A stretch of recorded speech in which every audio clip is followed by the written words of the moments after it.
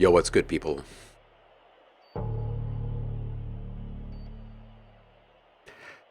Happy hump day to you. Happy Wednesday. Bunch, bunch, bunch! Salutations. You are first. Saffron, welcome in. Ben, welcome in. How you doing, nanowires? You find a place yet? Been thinking about you, homie.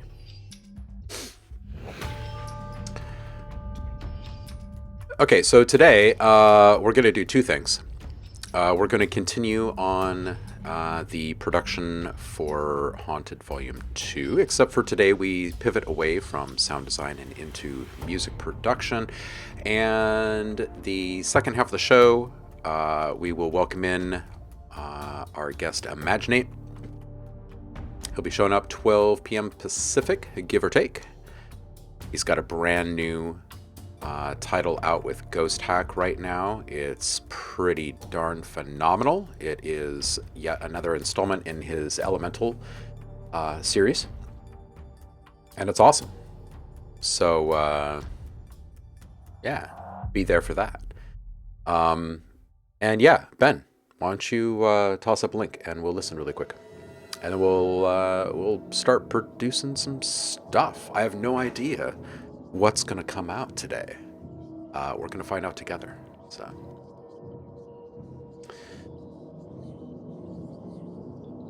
let's see what Ben is cooking up today. Man, Google today.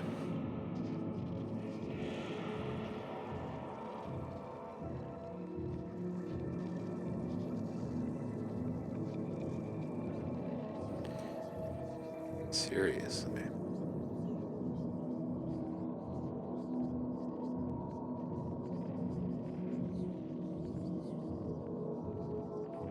Hey Ben, can you give me access?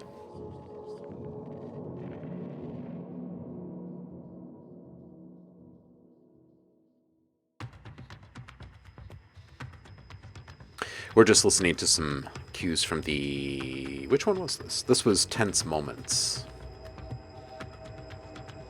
This collection of different music cues.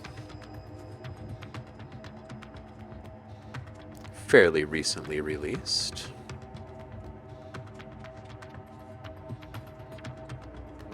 Ben, if you are able, I will need permission to access your file. Yo, Paul is tuning in from sunny Maryland today. It is sunny here in Portland as well. Welcome in, Paul. Hope you're doing well, man.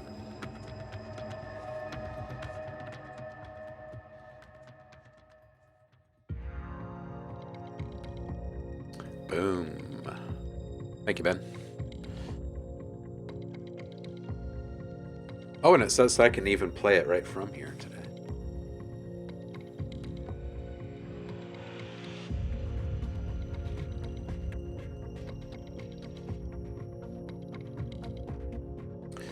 Still gonna download it though, so it sounds nice.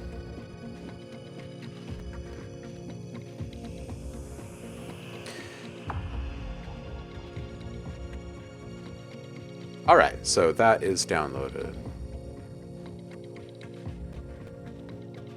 Let's go ahead and pause this and listen to what Ben is making. This one is Future Rave AO Big Room stuff.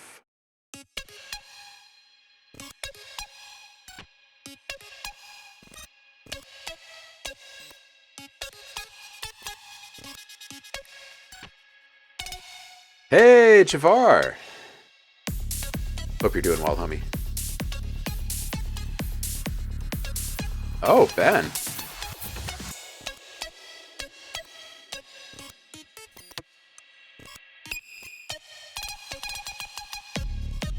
This pluck seems to be a bit louder than it needs to be compared to the rest of the mix, for what it's worth.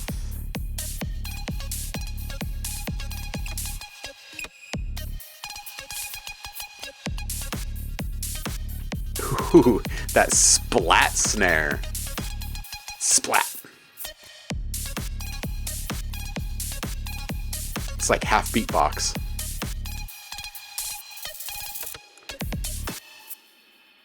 What's up, Heidi? This is something new from Ben. Yeah, it's a little sharp, but I think also it's just a little driven.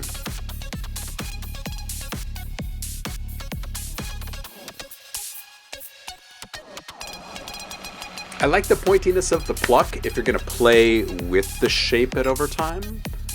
Right now it feels maybe just slightly too digital for all the other stuff going on, for like that throbby bass. So maybe if it kind of elongated here or there, like you played with the attack a little bit or played with some detuning so it wasn't quite so spot on. Really dig the vibe though. And I do like the digital nature of like just like some hard drive-ish kind of sounds in there. But these top layer Serum synths, they're just very dominant over the low end.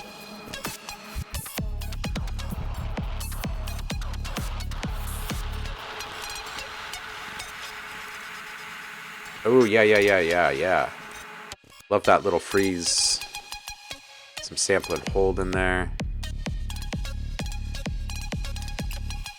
Might want to play with a little sample and hold magic on the whole mix in a couple of spots.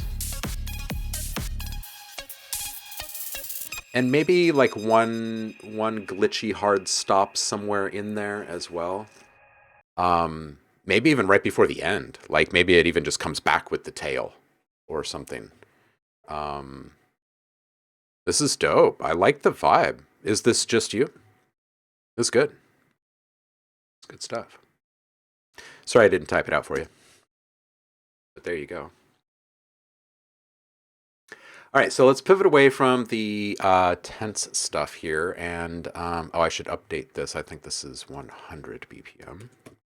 And I think the music cue, let me think here, E atonal is the name of the game. And I've got some stems here, but this is a little quick preview of what Danny has cooked up for us. And I'm going to start building around it. Ben, you are welcome, homie.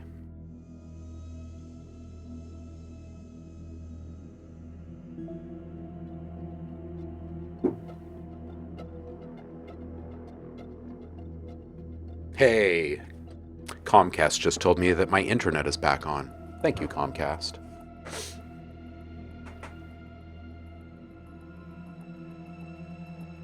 They giveth and they taketh away. You know what I mean?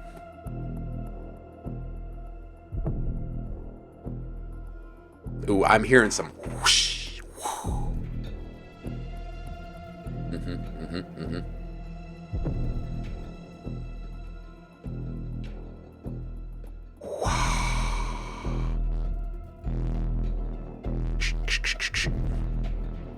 Ooh, and maybe some guitar. Ding, ding, ding, ding.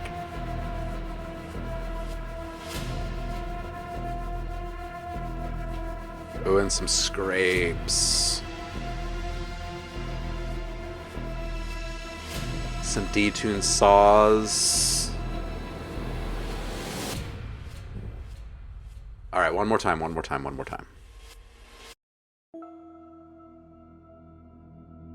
Ooh, some shaking kind of stuff that could dissolve into like this atmospheric little mist, like a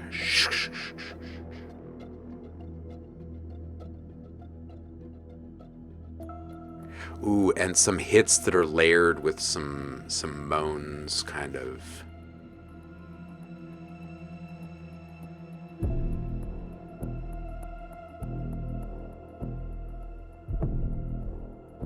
Little whisper.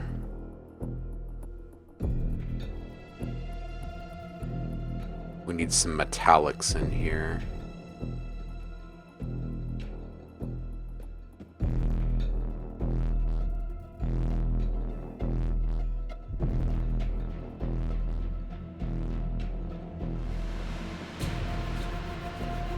Mm-hmm.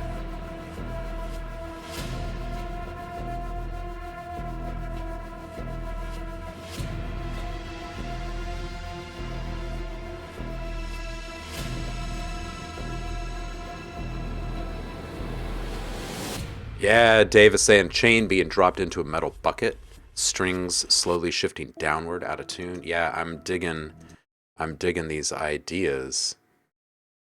First things first, I'm hearing some whispers, some scrapes, some metallic stuff, some like warehouse industrial, like heavy metal type scrapes, chains, door slams, right, for some impact, and let's just start grabbing. Actually, I think I'm done with this window. So let's use that. So we're going to go into where here? We're going to go into my sound design stuff and let's grab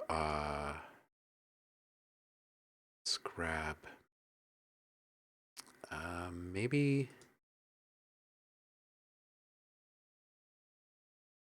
a chain first.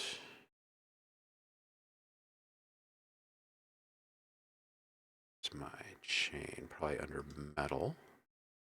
Chain. Those are a little too impacty. Okay, I might have to find that on the external drive. But before we go there, let's go into...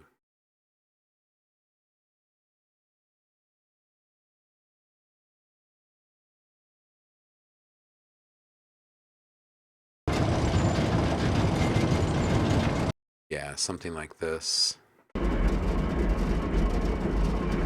And this. Maybe I'll just grab both those. I know they're the first two that I listen to, but sometimes that's really all you need. I'm going to put both of these on the same track so I can process them the same way.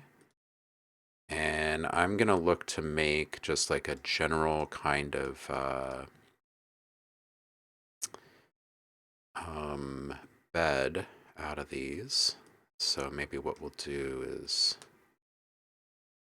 listen to this first one. And let's just see if this comes close to looping. It does. So then what we're going to do is put just the tiniest little fade on that. And we're going to stretch this just so I can make easy sense out of the timing of this. And we're going to go... Let's go for a 4-bar.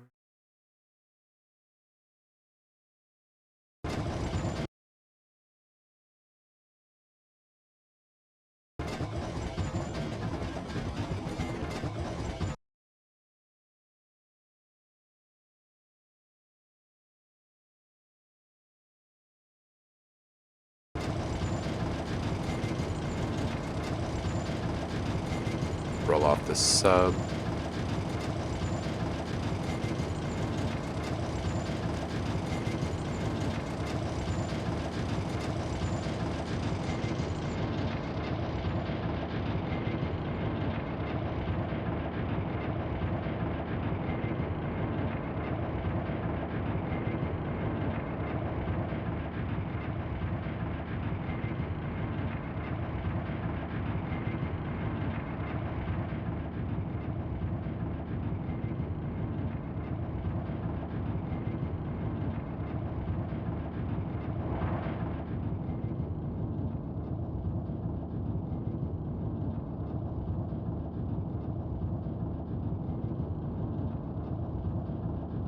Okay, and let's just grab this other one, and we're going to get it into kind of a similar space. Let me just snap to value here.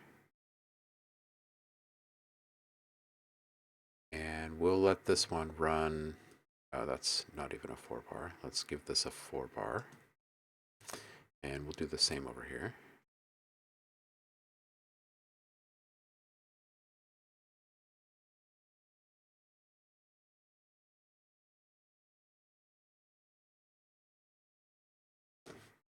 And we're going to give this a super small fade on the in and out as well. Hey, Shadow Glitcher. How you doing, homie? So let's switch over to this one for just a moment. also equally as good. So these are just going to be very steady bed elements. So let's add just a little bit of distortion to them, take away that smooth nature.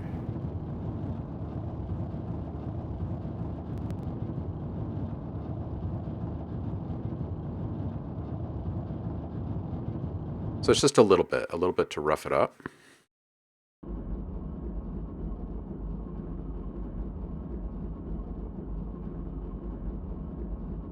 I'll stick there with 8, and then we're going to compress that. So we can kind of tease out some of that texture that we put in there.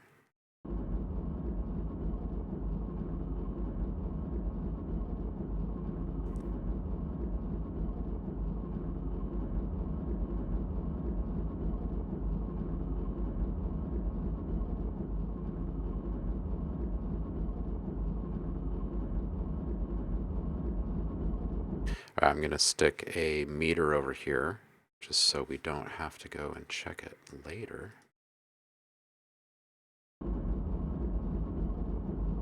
It's a little hot.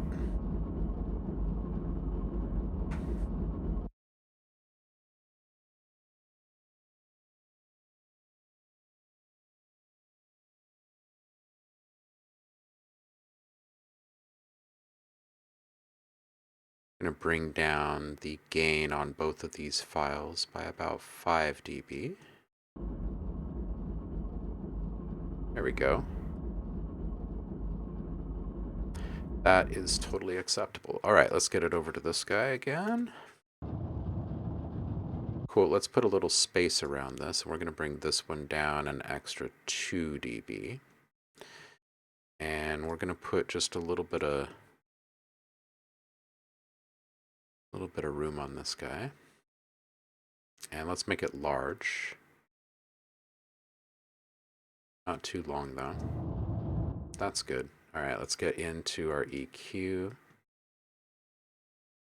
We're just going to reduce the amount of frequencies we're allowing through this whole thing.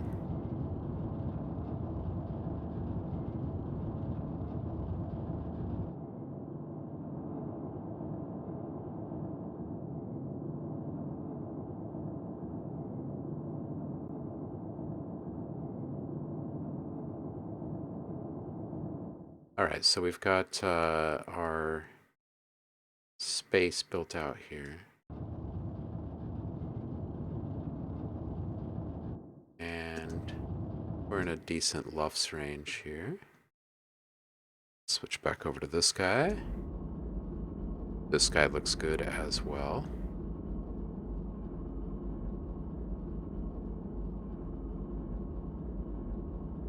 And they both loop pretty well.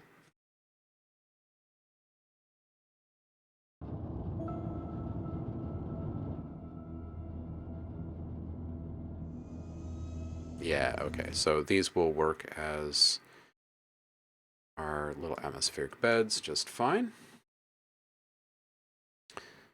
So we'll call this industrial beds. And let's move on. Hey, Roku's here. Quirky's here. What's up, Quirk? How you doing, homie?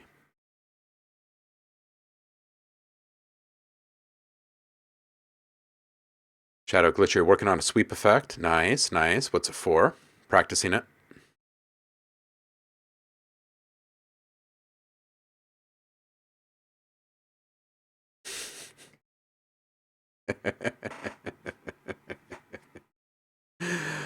Oh. Oh, cool. Paul just finished the video edit for the next Blippity Bloop Theater. I think in a week from Saturday premiere. Nice, nice. Quirky, you come up with a good name? All right, so let's mute those and let's go and take a look for our next thing. We wanted to grab something metallic like some chains. I'd also like to do a couple of scrapes in here. So let's grab some scrape material.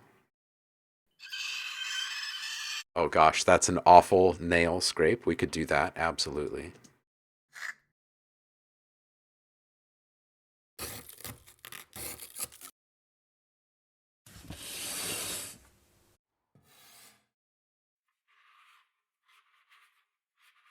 Okay, these are great. I've, I've used these so many times. But a toilet paper roll, right? Like just the flimsy little centerpiece that the toilet paper goes around, right? You just like rub that on anything, like a countertop, right? And try and get it kind of quiet. Um, let's bring this in.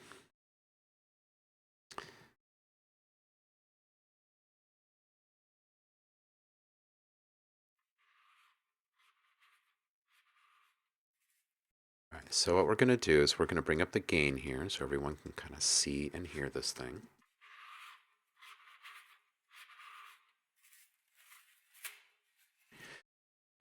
And we're going to do just a couple of chops here. Let's see if strip silence will actually detect any of this stuff here. Kind of, it might.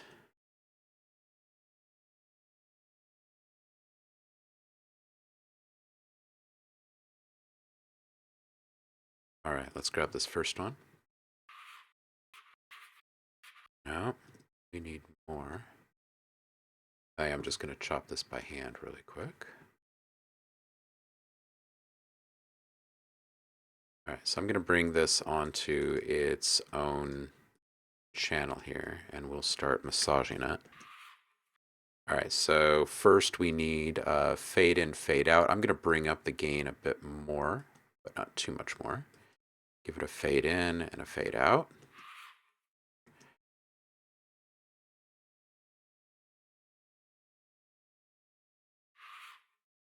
Cool. Okay, and now we're just going to give this a little treatment. Kind of control the frequency range that we're going to be operating in. I'm going to put in just a little edge on this thing. And then we're going to beef that up a bit. Oops.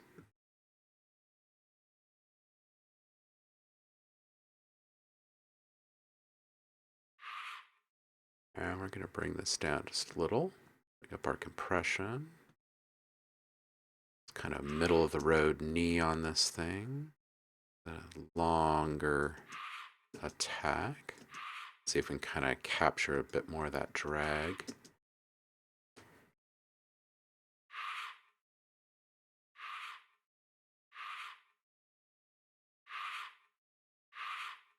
Cool. Okay. Might give this a little small amount of stretch here.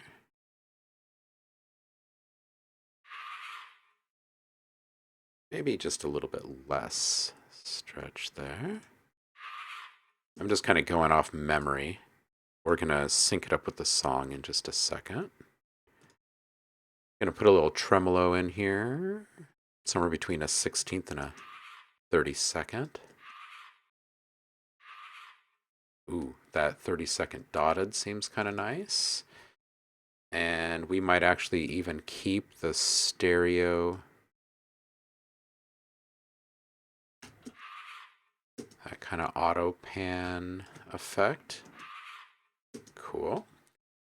And let's give it a little bit of space, and then we'll sync it up to the audio here. Let's get it into a large hall. And it can be a kind of a middling length. Let's kind of shape the volume curve of that, though.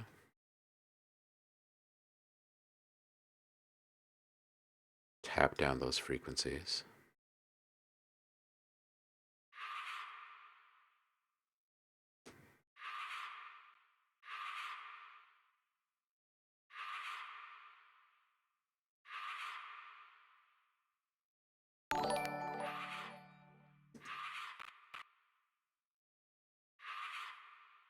There we go. Hey, DJ Empirical. How you doing, homie? Ah, Shadow Glitcher for a track that you're working on. Got it. Still need the hook.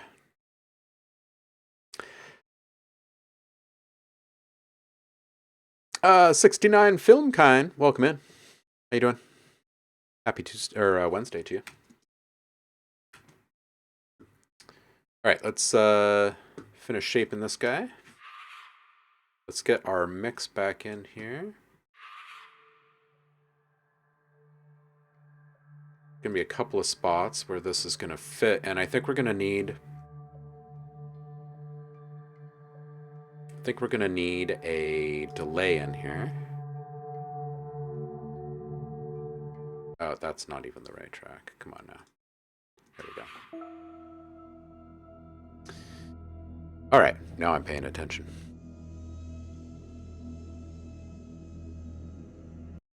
Right around in here somewhere. All right, so what we want then is to, before our tremolo, but probably after our compressor, we're just going to put in some delay, and I'm going to put a replica on here so I can kind of saturate these tails very easily. Get this up into a sweet spot here. Okay, and we're going to take this away. Right now it's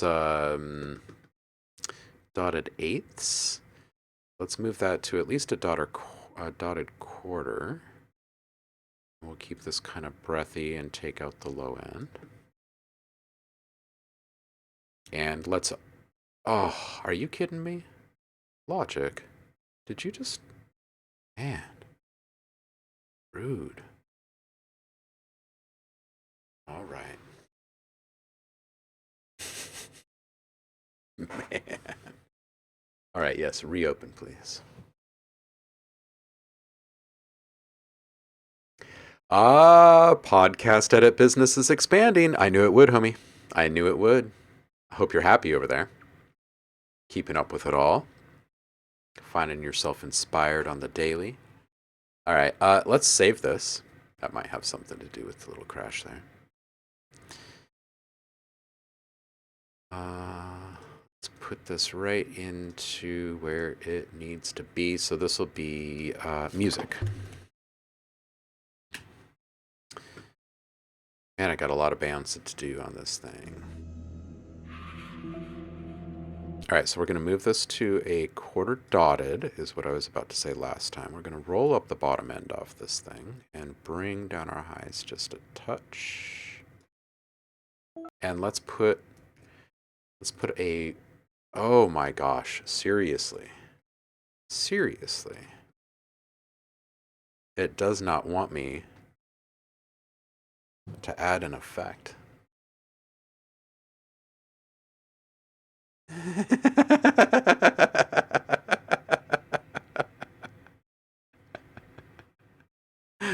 Oh man. Roku. All right.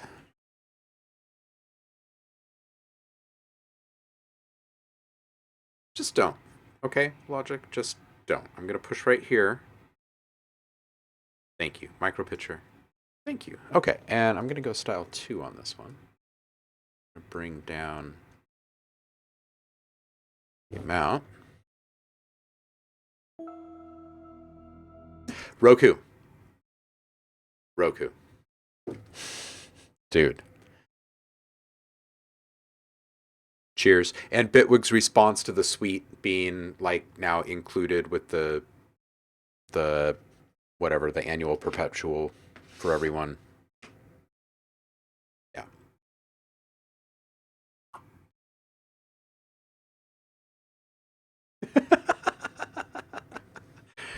Logic is a little tweeting bird chirping in a meadow. Logic is a wreath of pretty flowers which smell bad. Are you sure your circuits are registering correctly? Your ears are green. Oh man, I bet you're losing your mind right now, Roku. Seriously. Cardio, you're here. Welcome in, Liv. The moment with Spock there. Thank you, Paul. I was just reminded that I should probably open up um, my Happy Little Accidents book and find a little thing for us today. I've just opened it randomly, and it says sometimes you learn more from your mistakes than you do from your masterpieces. For those of you who did not catch the last stream, I was gifted a new Bob Ross book. So I'm sharing it with you all. There's an artist hidden at the bottom of every single one of us. And of course, there's a squirrel on the page. It's almost like they've made the book for us.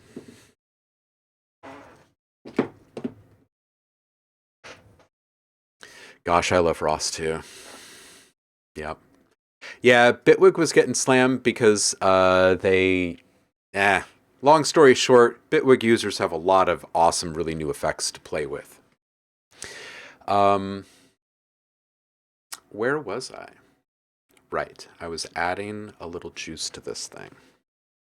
Let's make that happen. What's going on there?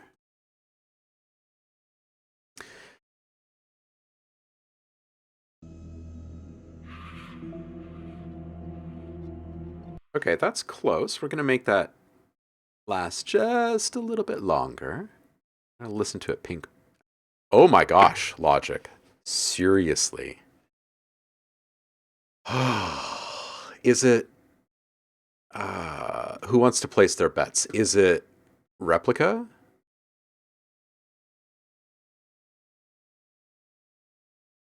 I mean, I know it's Logic, but... Okay, come on.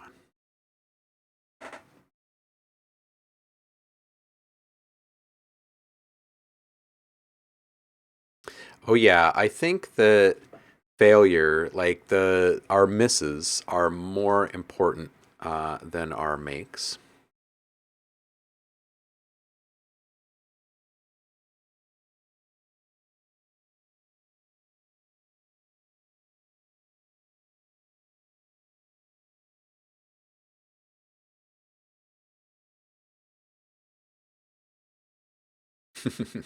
Basically.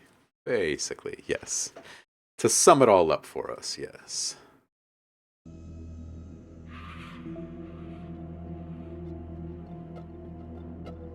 Okay, I think what I'm gonna do is I'm just gonna render this really quick. And we'll just call it I have no idea.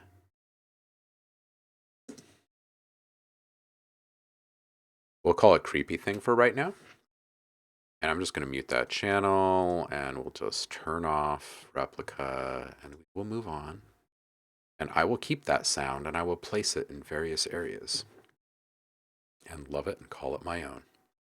All right, what else were we hearing? We wanted some metallic scrapes, some chains. Let's listen again for just a sec.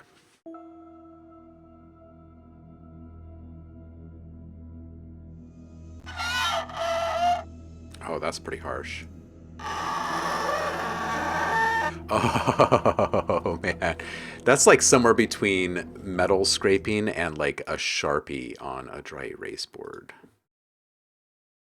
Let's just listen to this for just a moment here. Ooh, yeah, that's awful. Let's bring down the gain so we have lots of room to play with this thing. Let's bring it down like 8 dB so it's nice and skinny. Ooh, it's also got a bit of like balloon in there too. And let's stretch this out. Where are we? This is a bar. Let's 50% long, like bar and a half. Let's see. Oh gosh, that's just downright. All right, so I'm gonna render that really quick, and this is scrape ugly, and we'll just drop the pitch on this thing now a bit.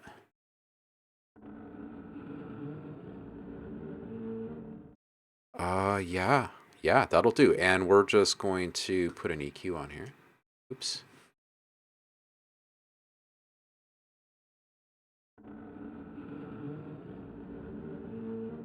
creaking Halloween door, anyone?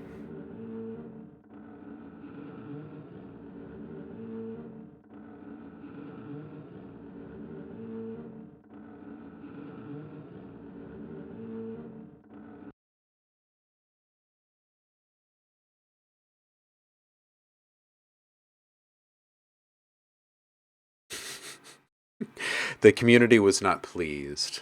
There was some stuff. There was some stuff happening. Oh man.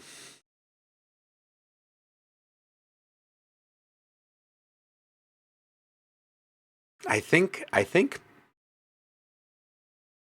yeah, I've voiced my thoughts on this before, but I think that people are so fast to cancel.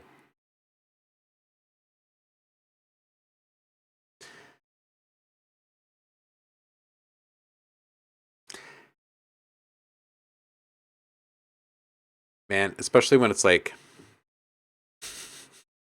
I don't know, conversations can solve so much. Oh, of course, everyone has a video about it right now. Exactly. Oh.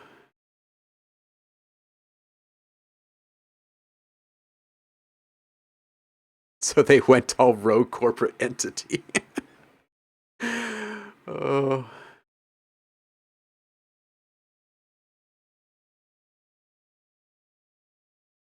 Yeah, it's a communication thing, man. People I wish people were slower to arms. You know what I mean? I wish there was more uh like calm, coherent conversation when things are perceived to be going sideways. Like I think most people are pretty darn perceptive or like receptive to feedback if brought to them in the right way.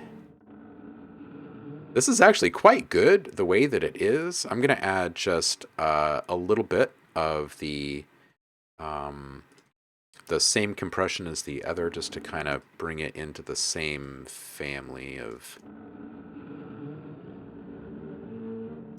flavor. And we're going to keep this one on fat. And we're just going to boost that just slightly. And then we're going to reverberate this.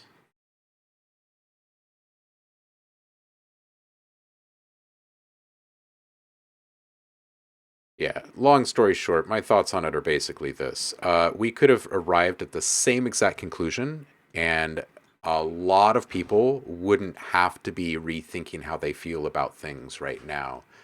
And we're talking about uh, like a creative tool.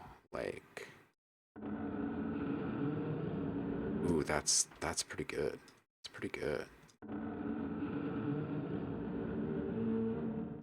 Ooh, yeah. So it kind of sucks, right? When the community gets these like feels introduced that weren't actually ever really necessary. Kind of puts a damper on. Ooh, that's nice right there on some stuff.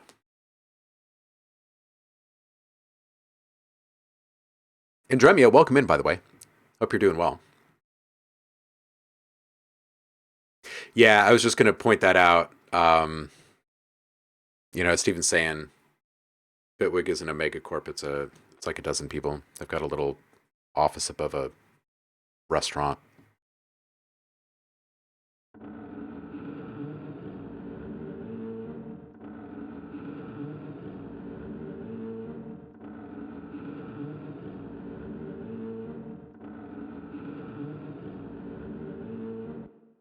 Yeah. I think we're good.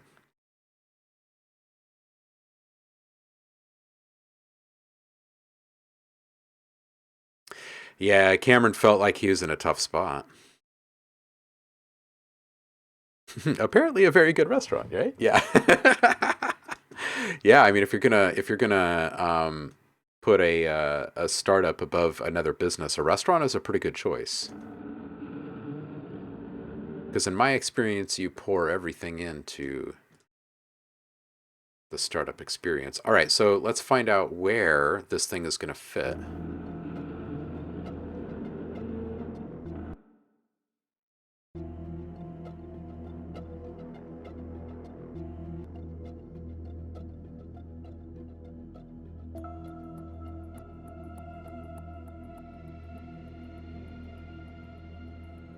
Ooh, it could maybe even be right here. It can have like this.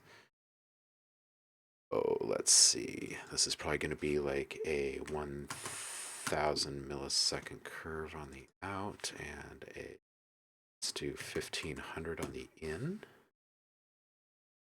Kind of subtle in its delivery.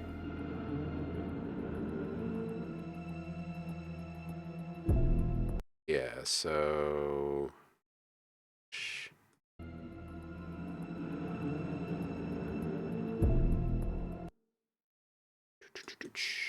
And didn't I make a creepy thing? I made a creepy thing. Creepy thing is here.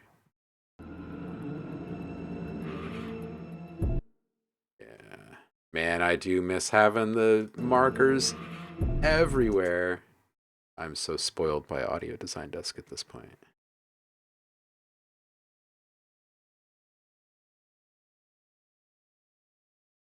Having all my sync markers pointing to different things for me. Yeah, okay, and I made some really tasty transitions yesterday.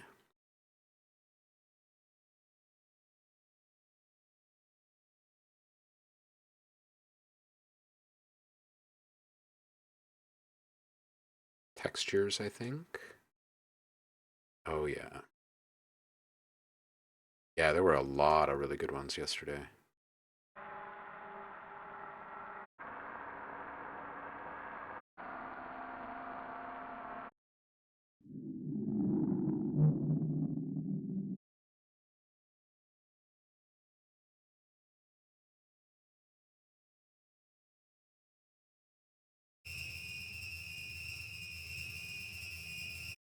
No, it was the sound design. There we go. There they are. Yeah, these were all pretty great yesterday.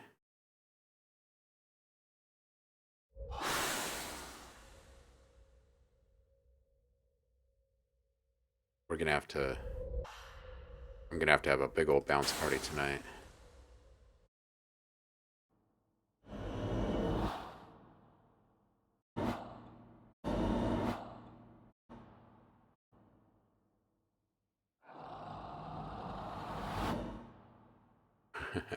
Yeah, these are gonna sound really nice all mixed down.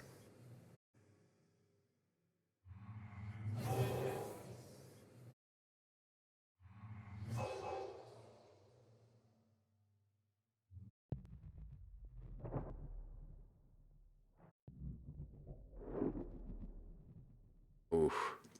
Yeah. All right, getting back to this.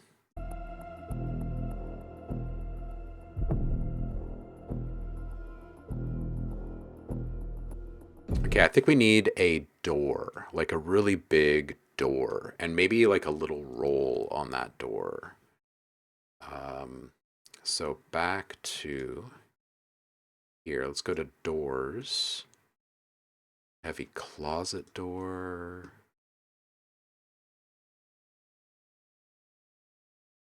Double wood door. Too much rattle.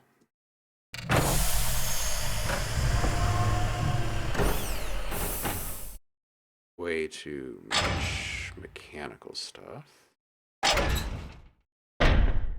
That's close.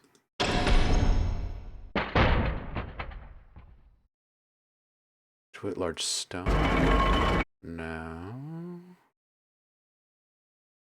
Metal.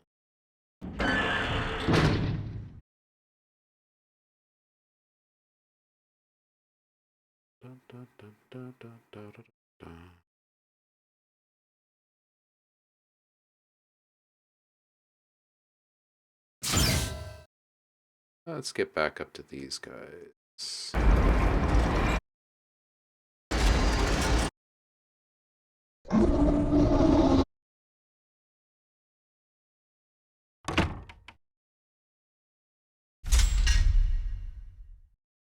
Close, but it's got a rattle in there.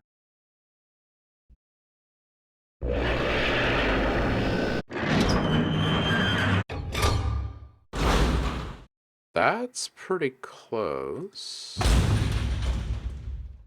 let's do this one. We could take this one and get rid of, here, let's bring it in as just a sampler. And we'll just kind of ease off the plate or the end of this.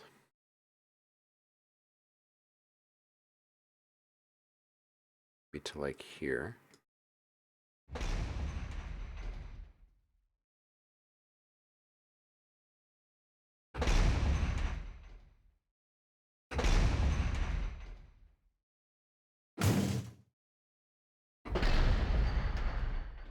All right, and let's get up off of that first rattle. Yeah, there we go.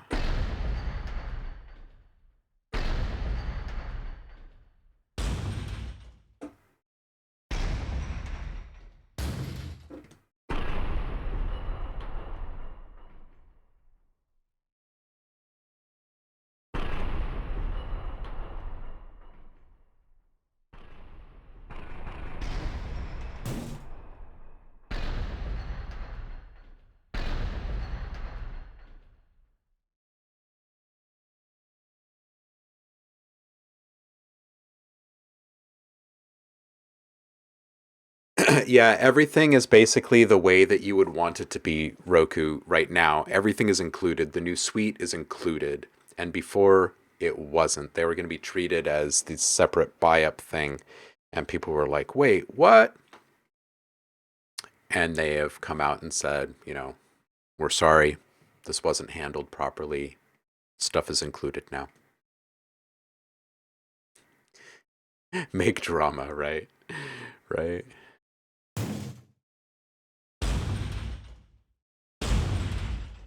Maybe just a little less. A little less.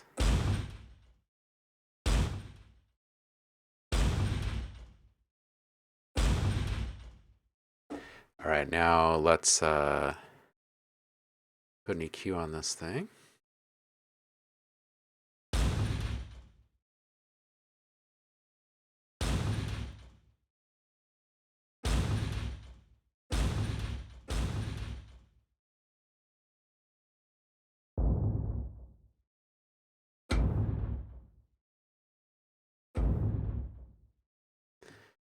Okay. Let's give this a little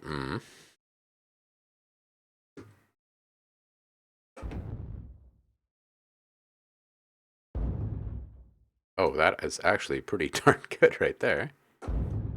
That's pretty good. Nice and rough. And let's just give this a tiny bit more of the...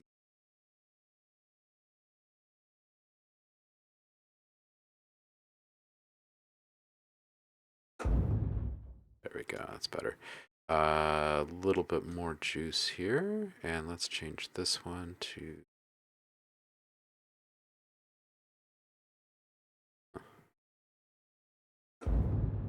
There we go.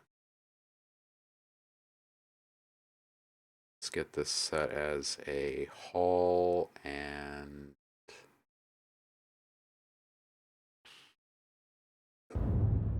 Yeah. Set this to wet for just a second. Dial in my frequencies here.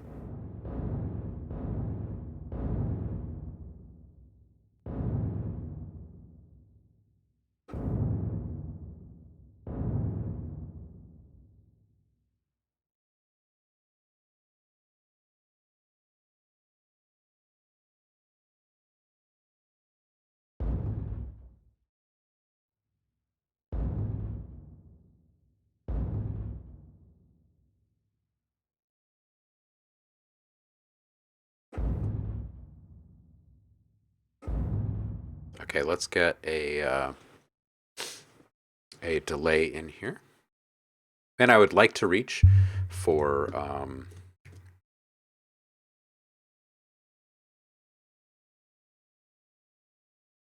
what am I trying to say here? Replica. Why is everything on here?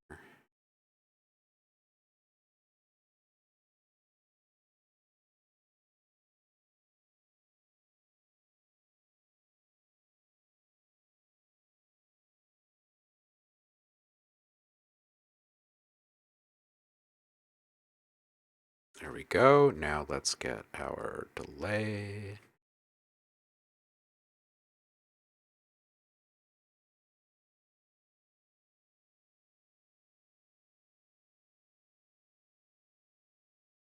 Yeah, it just takes just a beat to open compared to all the other stuff too. I think there's just some incompatibility brewing here.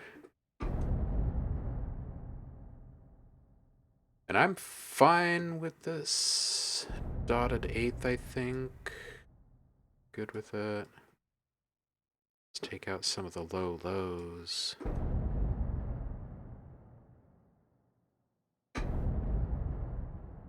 And these highs.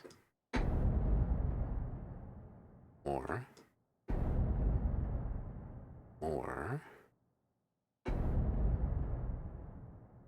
Ooh, that's close. Yeah.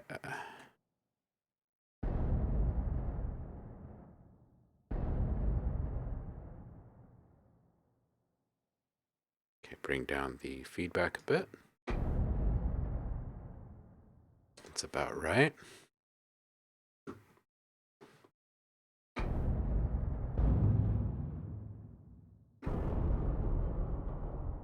Oh, that's kind of a sweet spot right there. All right, let's get this music going back again.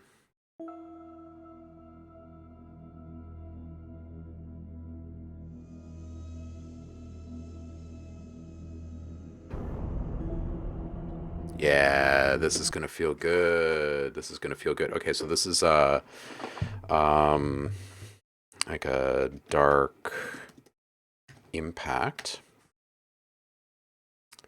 And we're just gonna play a few notes here, and let's just route this directly to audio. Stereo out, set this to a bus. Channel in here. Set that up as a capture. So we're going to record, and we're going to listen to the music and just kind of, or actually, I guess we don't really even need to. I'm just going to capture a couple of different samples here.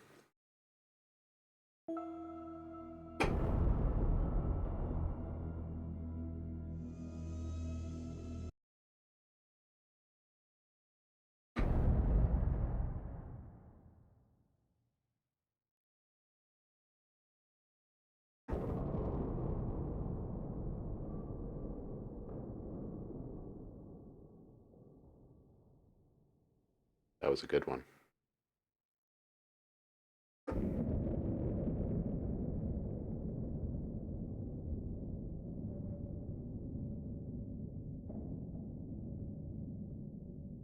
Wow, also another good one. Let's go up a couple, and this probably won't feel quite as good.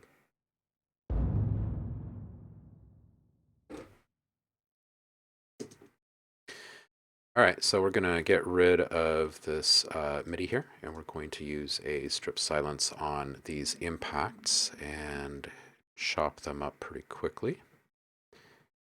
And we'll just make sure that we're extending this as much as we need to here. Apply something like this.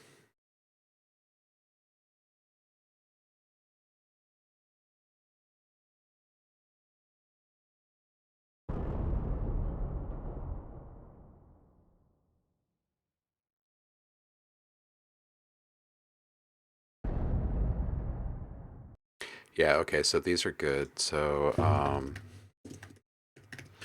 dark impacts. All right, let's get another thing built for this. We're gonna need what, like some risers in here, right? And we're gonna need some suckbacks.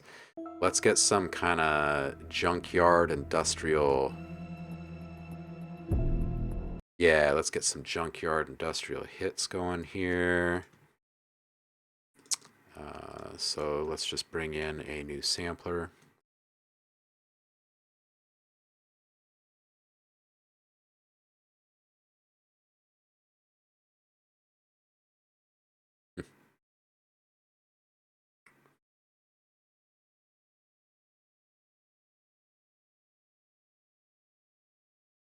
I need to run some updates or something. There's no reason to get a pinwheel when opening a sampler, right?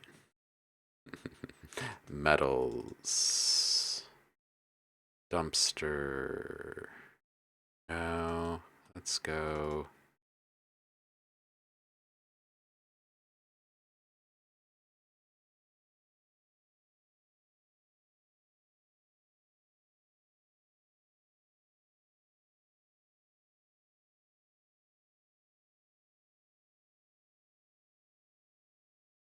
Hmm. It's not really what I'm wanting. I want like a. Oh, let's see what's in this one. I want some real junk. Like these might work for highlights, but let's find something bigger, more badass, um, more guts. Let's get into some sound design here, warehouse stuff. Um,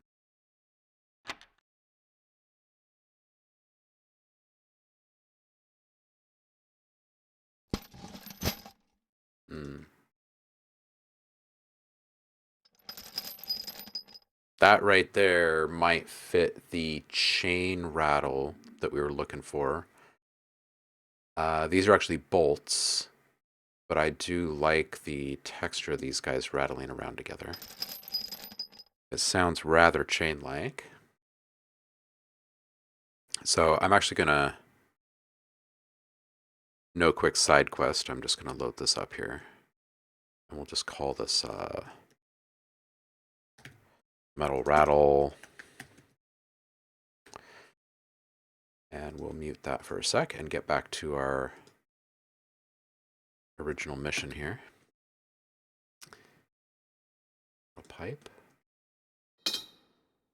That's pretty good. That's good. And that's good. Let's take these two. We're going to take these two. We're going to put them inside of kontakt here.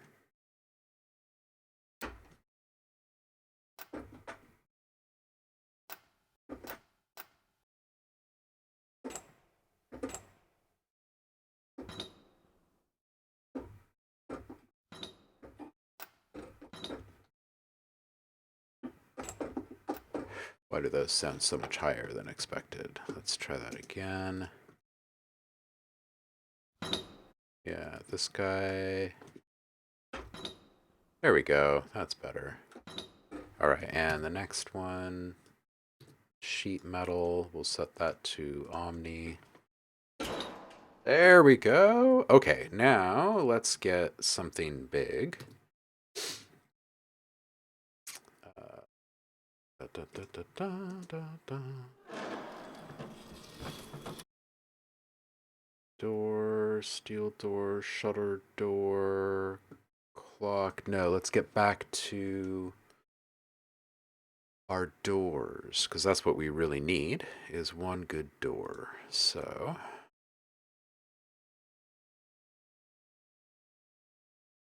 or metal. Eh.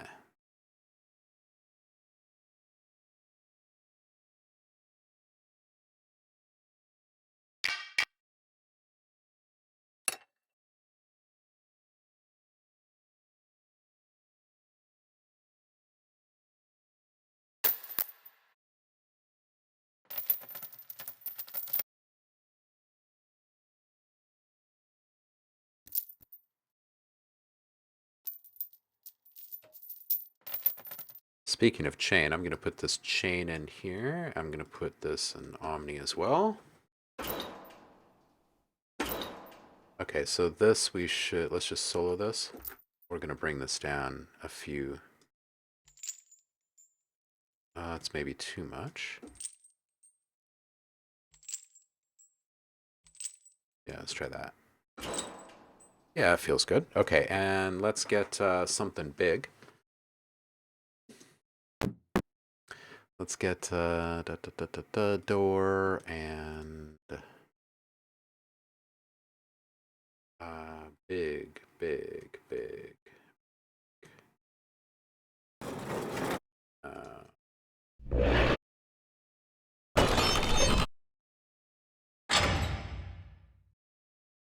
Yeah, like this, but it needs to be a bit lower, so let's just solo that.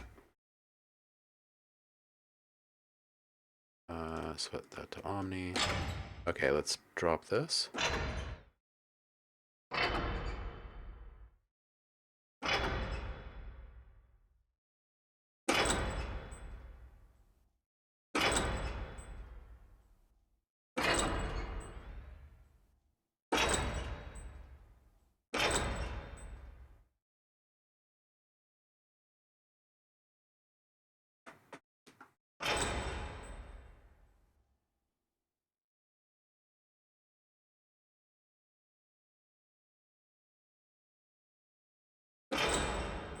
Yeah. All right, delay that a bit. Mm-hmm. All right, let's listen to just the wet for a minute.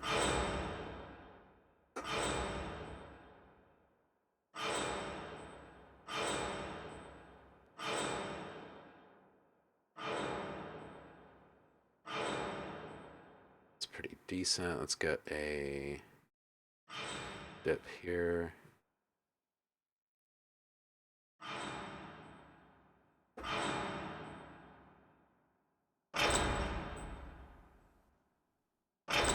It seems like it's probably in the neighborhood of the timbre that we need. Let's get back with our loop here.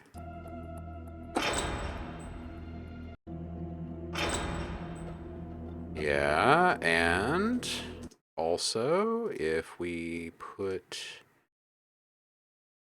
a filter over the top of that. Play that again. Yeah. Okay, so obviously we still need to roll off a bit of these.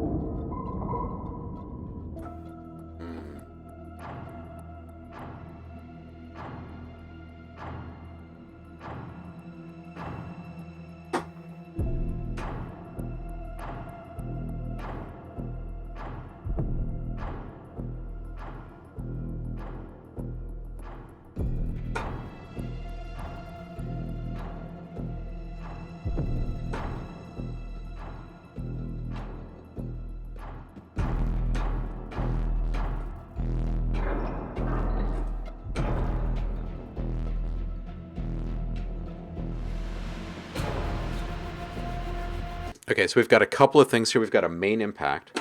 Then we've also got this kind of like perk, like rhythmic pulse kind of a thing. So we're going to have to do a couple of different recordings here for this. And then there's also this low end.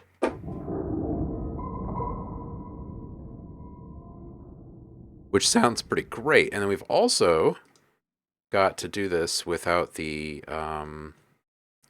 top filter here. Or maybe.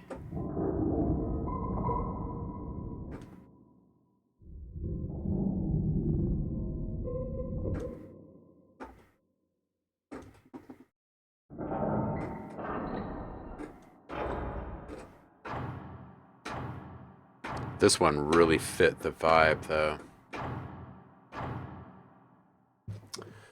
Word.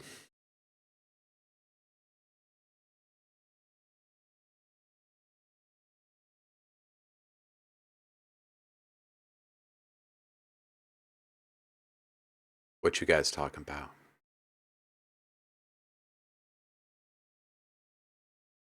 Yeah, see, I'm with Roku on this one. I feel like reactions are just so fast, and it's like, I don't know.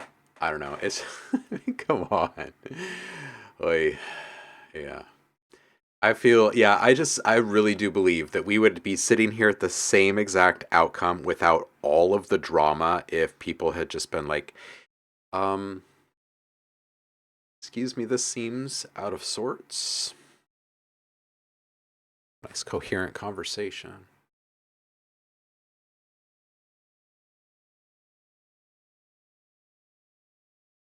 Blade Runner 2099. Yeah. Yeah. They did do a good job with Expanse. I bet they threw a lot of money at it.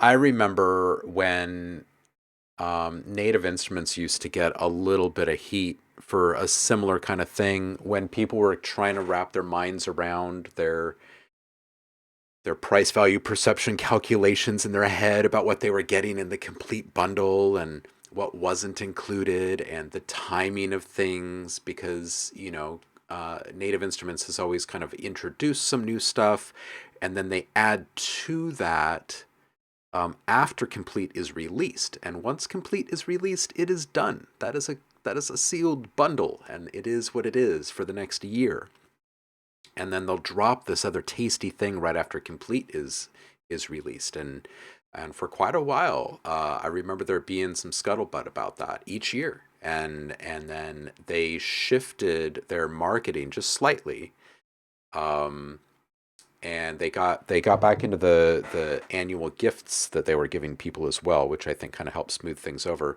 But their marketing switch that they did was they on the prices of everything on their website they started listing the full retail value of everything.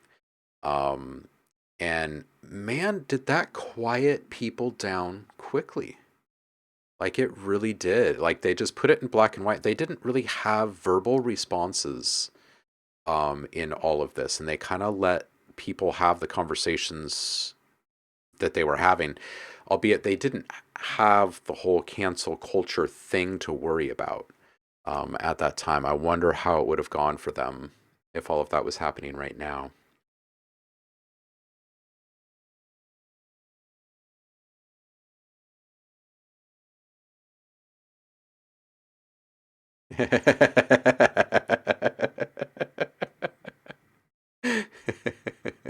Oh, the car analogy is pretty great.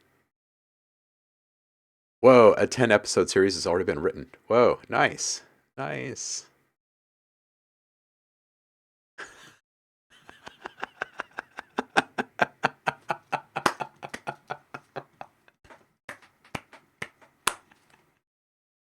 Sticker on the bottom of the lasagna box says, do not flip upside down when cooked. Oh, man. Vangelis back on the score. Whoa, whoa. That would be something, huh?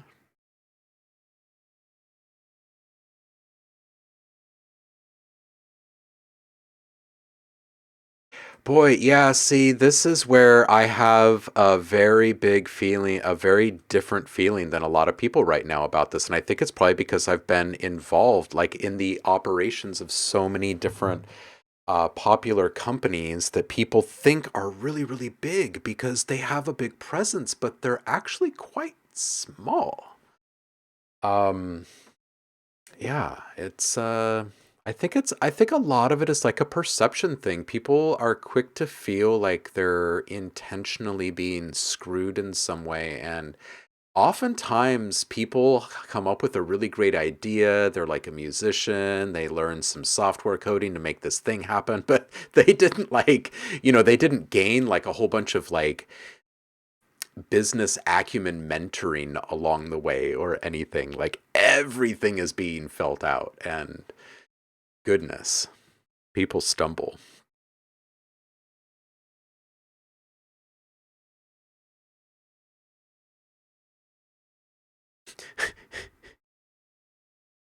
Ooh, ouch. These car analogies are awesome. They really kind of crystallize the perspective. It's awesome. I like this last one. These heated seats are great. If you'd like to feel the heat, you can subscribe to Heat for an extra $10 a month. Keep your butt warm. Oh, it's hilarious. Um,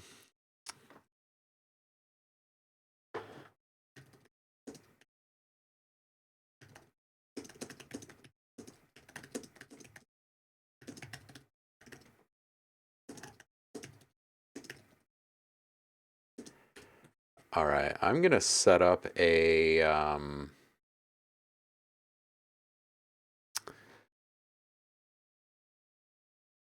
Oh no! BMW actually does that? No!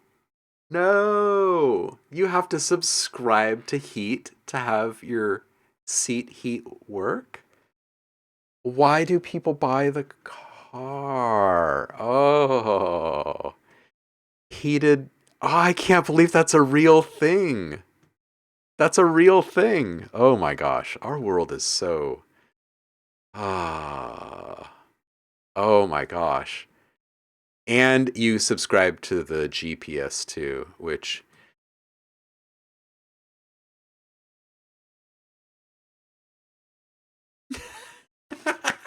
Saf says if you buy a Honda Civic today, you can get a free plushie toy and a free plastic toy keyboard.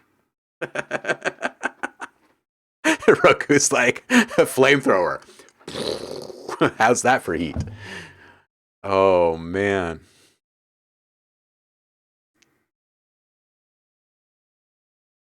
Not recommended to do while driving. No. Oh wow. That's oh man. Yeah, dystopic capitalism. Yeah. Spot on, Saf. Oi. Oh my goodness. Oh my goodness. What in the world? What? Oh. All right, so here's my face. Hey, look, it's me.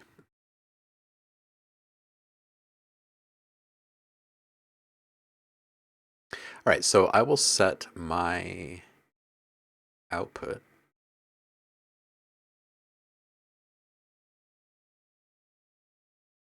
It's already on multi-output. That's so nice.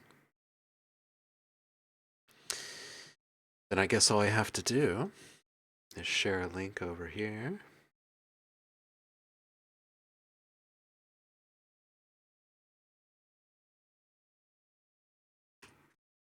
And we're going to get Danny on the show. Imaginate has a brand new release out. We're going to listen to some stuff from it. And you guys are free to ask him some questions. We're going to also get you guys a taster pack of his new release. Wow. Same for Mercedes and Audi. Wow. Wow. So I guess as soon as one person does it, everybody does it. I guess that's really the thing. Yo, Yo, what's up, my man? How are you? what's going on? How are you? I'm doing well. How are you? I'm doing great. Excellent. Everybody hear him okay? I think so. It looks like we're coming through okay. Your audio okay over there, Danny? Yes, I have the stream up on my Mac in front of me, so I'll be able to like read comments and stuff. But Word. other than that, I will be listening to you. Sweet. I like that. Okay. And let's see here. I need to find my stuff here. So first things first. Welcome back. It's always good to see you. Yeah, Uh, likewise, man. and congratulations on the new stuff dropping. Tell us Thank you, about it. thank you. And Yeah, spam the spam. chat so people can start um, poking around. Okay. Uh, by the way, Yeah, I live next to an airport, so if you hear planes going over, yeah, I will drop out for a sec while they pass over. sounds good. Um, cool. So let's see. Let me. Oh, low volume on my end, huh? You sound fine here, or I mean to me Yeah, they're anyway. saying. Bit Yeah, low. on the chat, they're saying it's kind of low. Is there a way you could turn me up on your end? Let's see. I can. It will result in the desktop audio being boosted as well a bit. But that should be all right. Let me get out of here.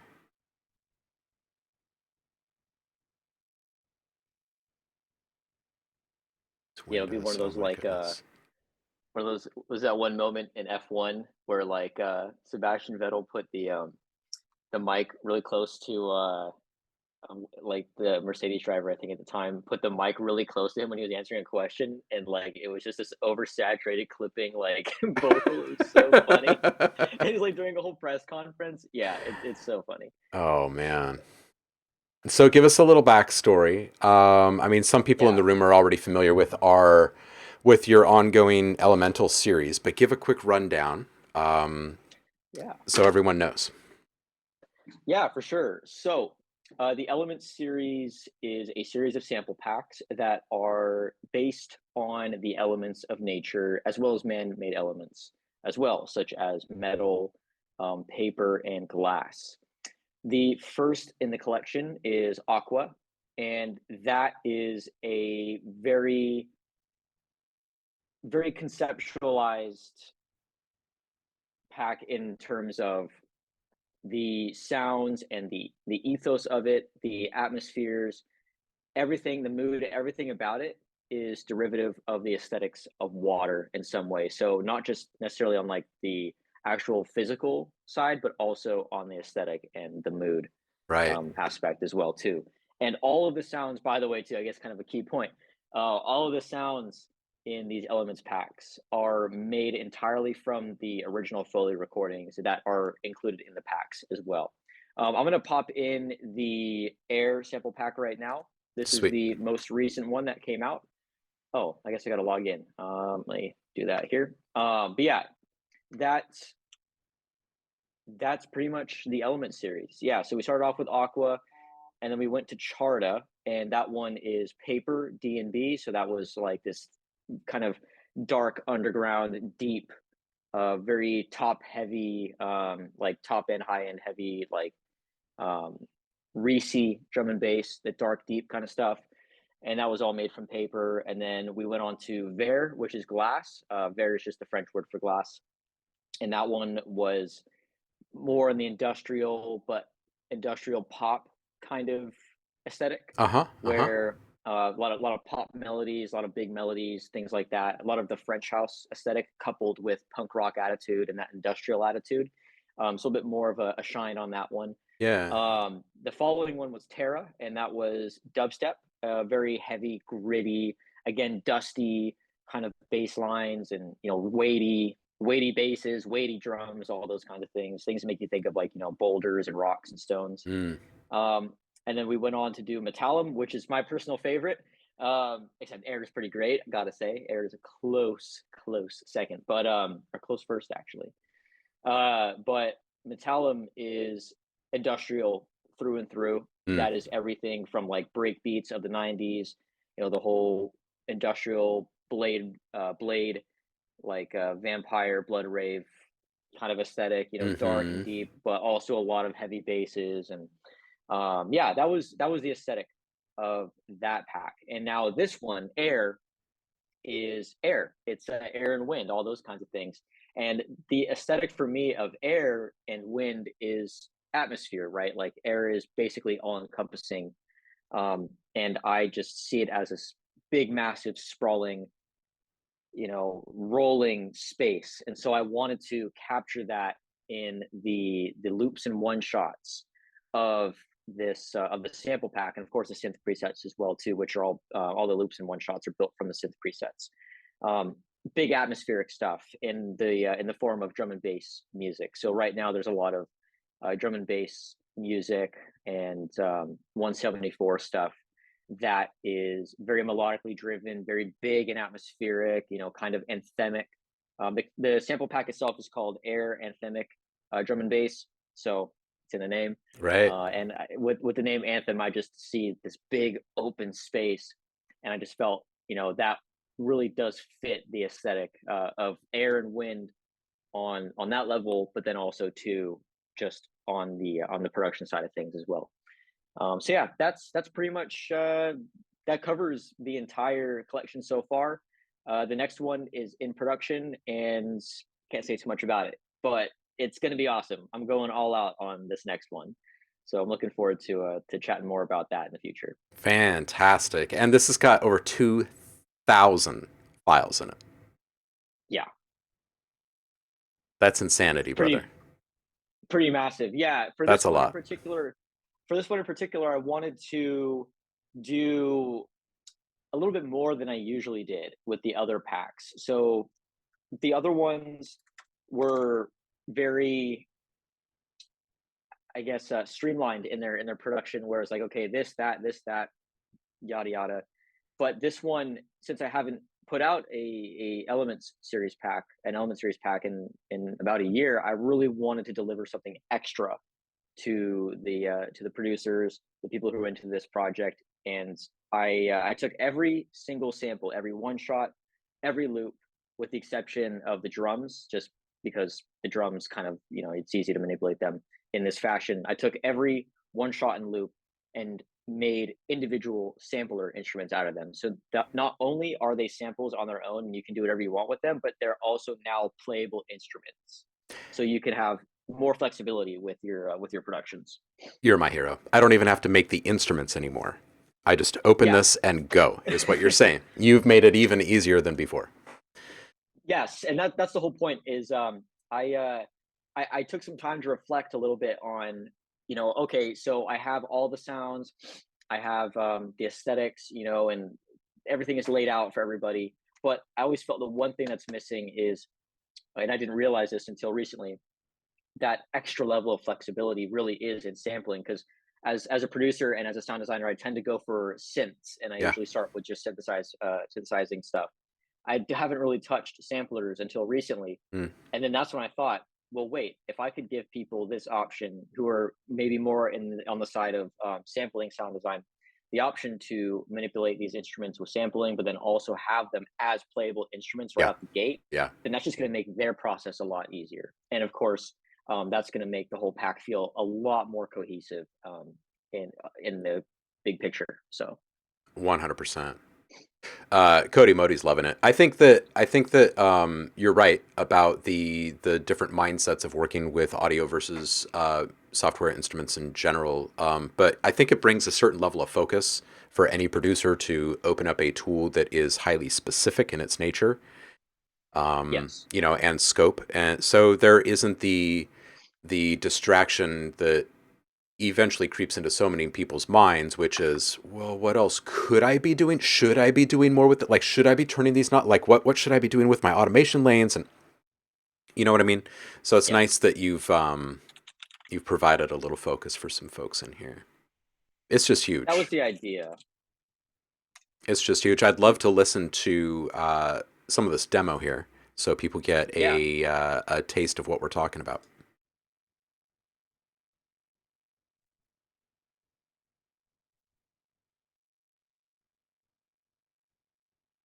It says that I've hit play, but it's not moving. There it is.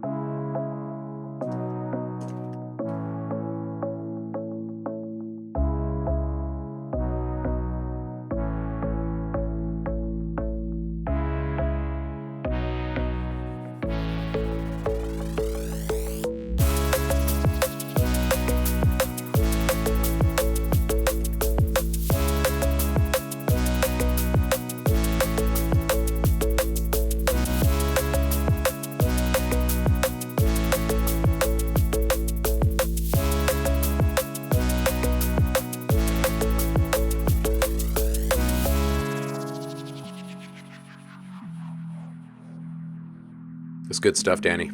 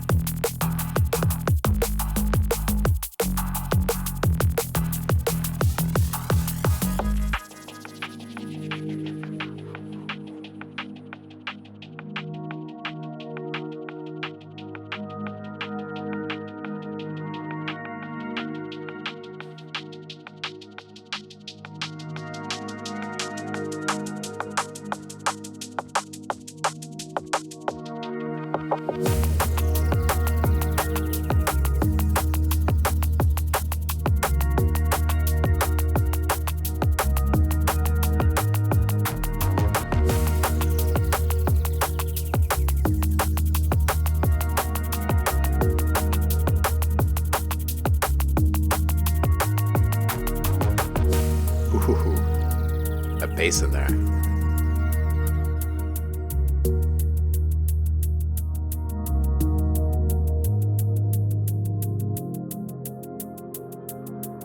Breezy. That transition, man.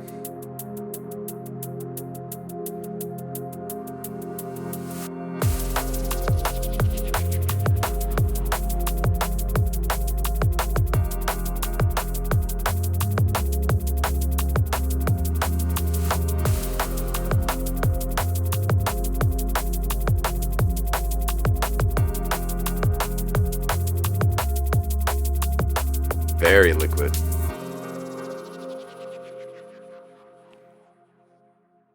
And you have struck a chord with Cody Modi in the chat today. He's feeling this. Man, I'll tell you what. This has so much like flow and air. Like it's smooth. It's so on point. Your representation of air. It's bravo. Bravo. Thank you, man. Very good stuff. Very good stuff. Yeah. What would you say one of your biggest challenges was as you were working through air after having done a few already? Yeah. Um, Thinking about different ways of recording air, because it's a pretty, on the surface, basic element, but there's so many different ways that you can capture it. And I think it's really easy to overthink to the point that you miss different ways and interesting ways of recording it. Right. um, that's kind of the most important aspect that tripped me up. Doing the sounds and everything, the synths, the loops, one shots, all that stuff was pretty straightforward just because the work, I'm like used to it at this point, and it's just a part of my sound design projects and endeavors. So really, for me at this point, it's about thinking about different ways of recording the sounds and the elements, and also thinking about the aesthetics too. Like, for example, in this demo track, we have very mellow pads, ethereal sounds, but then there's also some harsher bass sounds, some top end grit. And that's to really drive home the different kinds of aesthetics that wind can be. Mm-hmm. Wind, of course, can be brash and heavy just as much as it can be ethereal and atmospheric, right? And so that is really important to me, not so much just on the final product end, but now more so on the actual recording end. That way, I'm going to get more interesting tones from the Foley, not just for the actual sounds or the final polished sounds themselves, but the the source sounds themselves are going to be very different and unique. And then that will also play into the producer's creativity as well and whatever they would like to do with those Foley sounds. Right, right, absolutely. Yeah, I mean, the whole thing feels like there's a ton of intention behind it. Um, just really, really solid work all the way through, homie. Thank you, man. I want to flip through Yeah. some actual sounds too, and I know that you've got some sounds to share with folks, but I want to give people like a chance just to kind of see what these things sound like. Yeah, sounds great.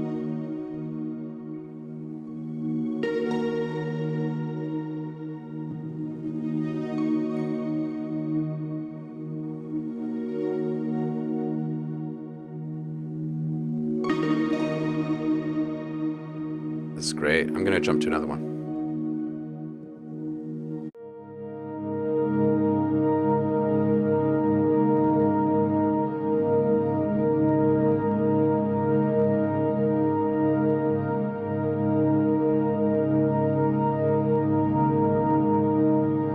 Gotta jump again.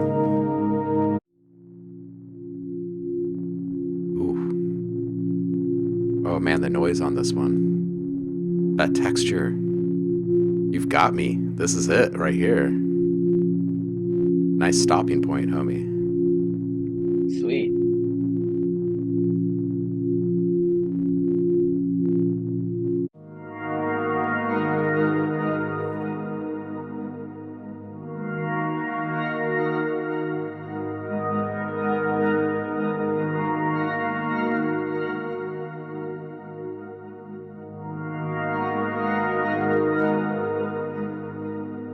Nice moving into this one. This is good.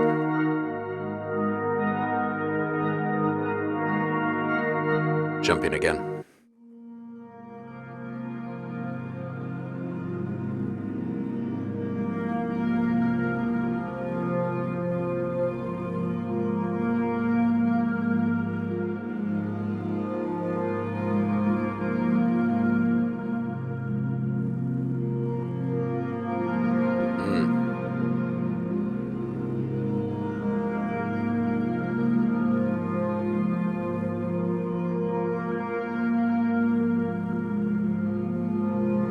Lovely. Dude. Good stuff. I want to listen to some of these bass now. It's a lot of them.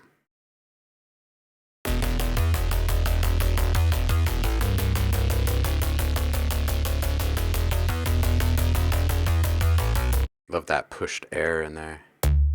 Oof. Oof. These noise toppers are great.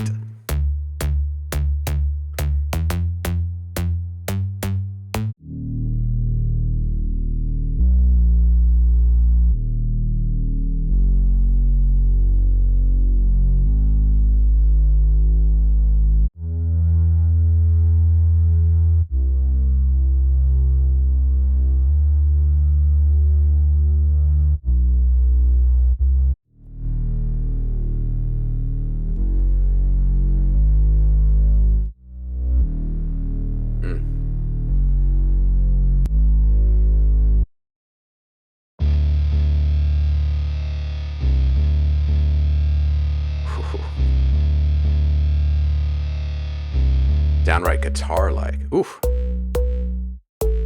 Oof.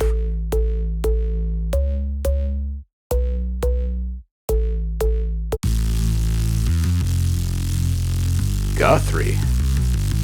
Some guts.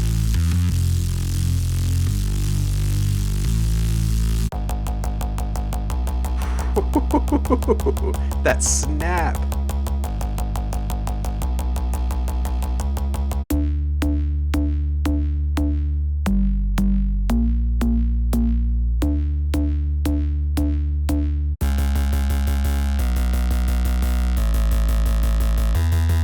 All right, dude. Basses are sounding nice. So, can you tell us what the element is going to be for the next pack? Yeah. So perhaps you guys have figured it out by now. Next one's gonna be fire. And yeah, I'm not gonna say what the production style is gonna be But of course, fire being so so crazy, maybe that's not the best word that I can use, but fire being so Wild. so many different, so many, yeah, so wild and so many different things and so flexible. There's going to be a lot of that aesthetic Is it going to have a in the warning label collection. on it? It might just. So good, careful, explosive materials. Yeah, right. Yeah, All right, I want to hear some of these full kits. yeah.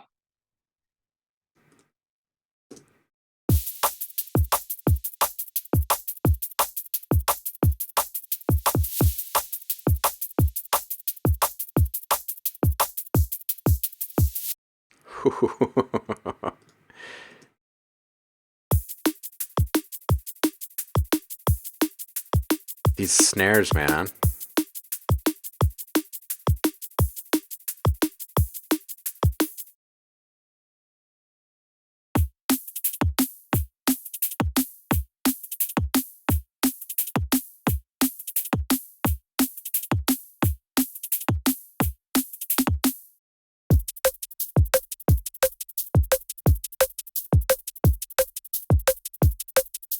I mean, these are all great. Your shakers, your hats, it's all on point. I want to hear you talk just a little bit about your snares, though, um, and talk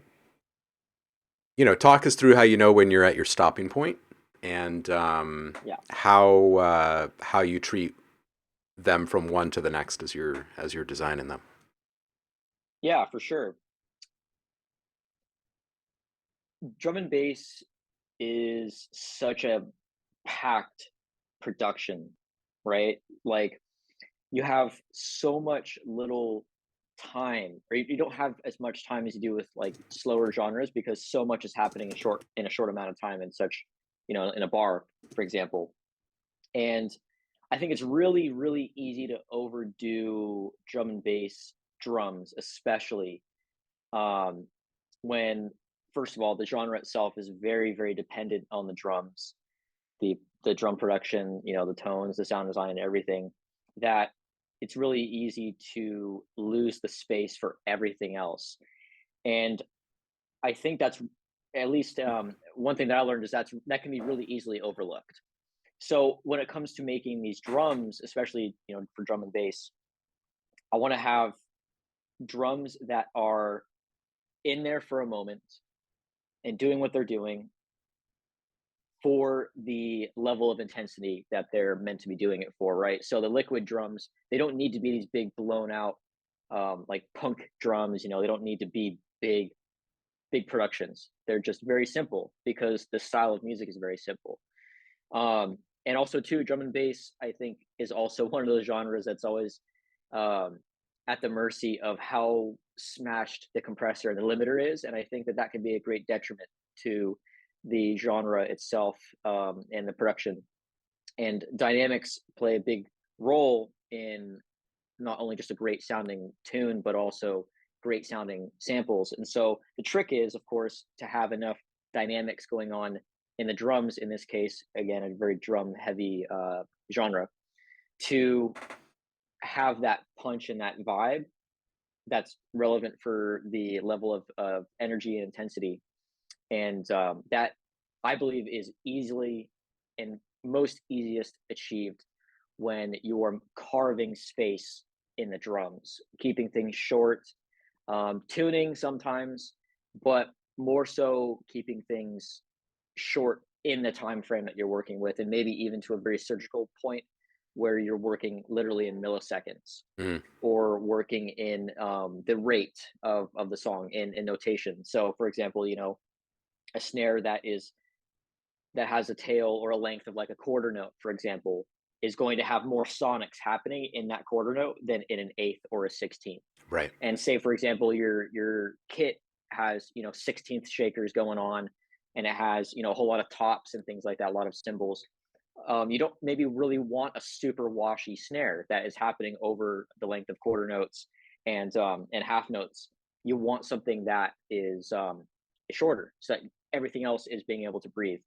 So, like I was saying, drum and bass in particular, which has a lot of top end in the drums, it's very, very easy to over compress, oversaturate, and just create too much noise. And I think first of all, knowing that stopping point just comes from listening experience and production experience. Excuse me one second. Um, and then also knowing the style that you're working with. Like again, big blown out neuro drum and bass, you're probably going to want big blown out drums and just oversaturated and everything tastefully. Whereas liquid drum and bass, you want to maybe have a little bit more laid back and a little bit warmer and not so aggressive. Right, right. Yeah, it's a lot of variety here. I mean, I know we've only clicked on a handful of them in here, but each one has a very definitive character all its own. Yeah, and that was a big part of the production in this pack was again just capturing the different ways that air and wind can exist in the real world, right? Mm-hmm. It's either very heavy, very brash, or very flowy. Yeah, yeah, yeah. Yeah, I want to sample a couple more here. Yeah, Yeah, like this one, man. You've got like this. It's like halfway between a clap and a knock on the top of this one. yeah, yeah, and that just lends into the liquid drum and bass aesthetic, Yeah. right? From a production point of view, claps and rim shots and things like that are kind of the go-to for that style. Mm-hmm. But it's not just that it's for the style. It's like that's the aesthetic and that's the texture that goes well with this big open space. I mean, you wouldn't put a big neuro. I mean, you could if you wanted to, but you wouldn't particularly put a big blown out neuro snare on something that is aesthetically stripped back. Mm-hmm. Yeah, very refreshing to have such definitive um, jumps in character from one to the next, and not having too many. Uh, you know, your sound design is certainly not cookie cutter, if anything, right? Like, there's a lot of Right on. variety here. You're not these things do not sound alike from one to the next, but they're very much within the theme that you're aiming for. It's nice. All right, so you've got all these Foley one shots, and these are the original source sounds for all of your work for this entire production, right? Yes. Okay, and so in this, there's 90, and you have 2,000 files in this thing, and they're all derived from Yes. these original. Bravo! Nice work! Nice work! Nice work! And oh, there we go. Ooh. I simply muted myself there for a second. Oh yeah. See, this is like the folder of insights right here to me, because this kind of shows me where your mind was going, all the different directions that your mind was going in how you can create a great degree of variety across so many files is obviously because you had a great deal of variety to begin with in your source sounds. And so far in my perusing, I looked a little bit earlier too. The the choices are great. They're very creative, and I feel like I can hear some growth from the first pack, going back a couple years now, and here with this pack in the way that you captured your sounds. I felt like there was quite a bit more intention in trying Mm. to like harvest more variety. Is that accurate? Yeah, definitely. The aqua one, being the first one, it was just like, okay, cool, water. Let's just get all kinds of different water things. And I guess this leans into what I was explaining earlier about, thinking about the different ways outside of just what that element is, like things that can manipulate that element from the get-go in interesting ways. And for example, in this one with the Foley, I could have just sat there and, breathed into the mic, Yeah, sure. for like a good hour, right? And hey, you'd probably get pretty, sell that and make probably some good money. But, go on Twitch and stream that for a minute. Yeah, call But it hot and heavy. hot and heavy, oh Yeah. yeah. I just ate, a chicken burrito and I'm breathing into the mic. Yeah, So take right. that as you will. But man, anyway.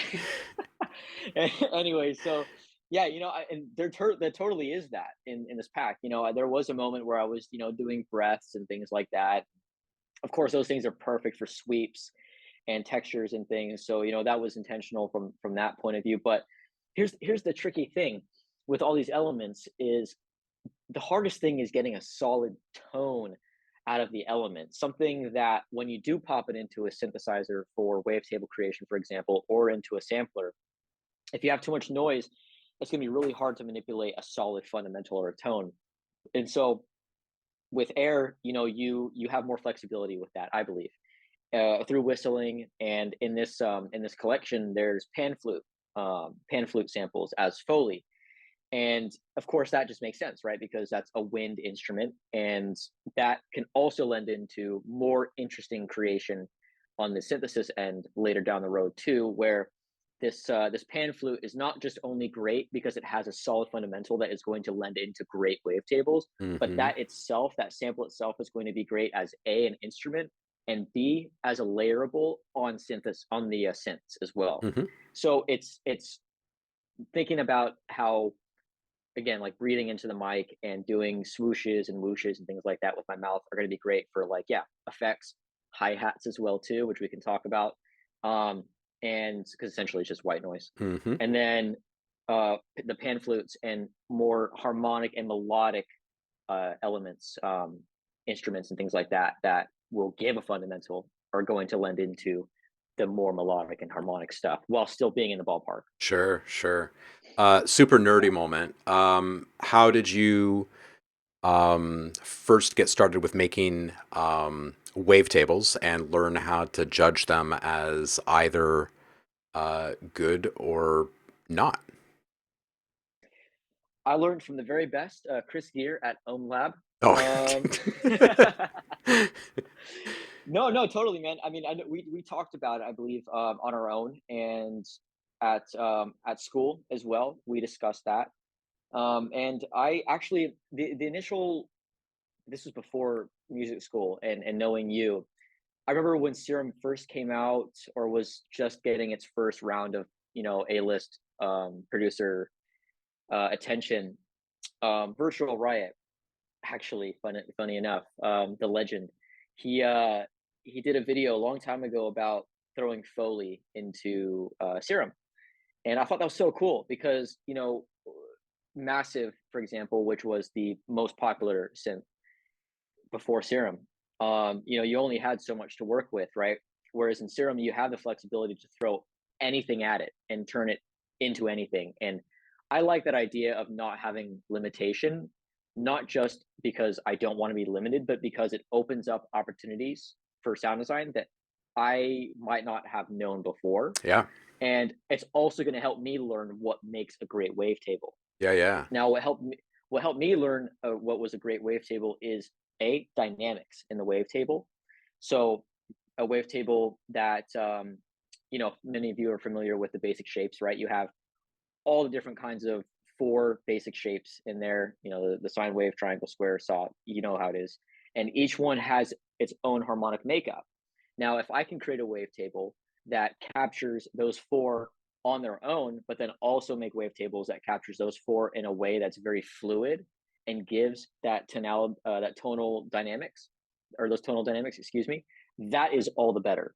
And furthermore, it is about the aesthetic of the kind of synth sound or bass sound that I want to make down the line. So in Serum, for example, they have the spectral wavetables, right? And those are very harmonically dense.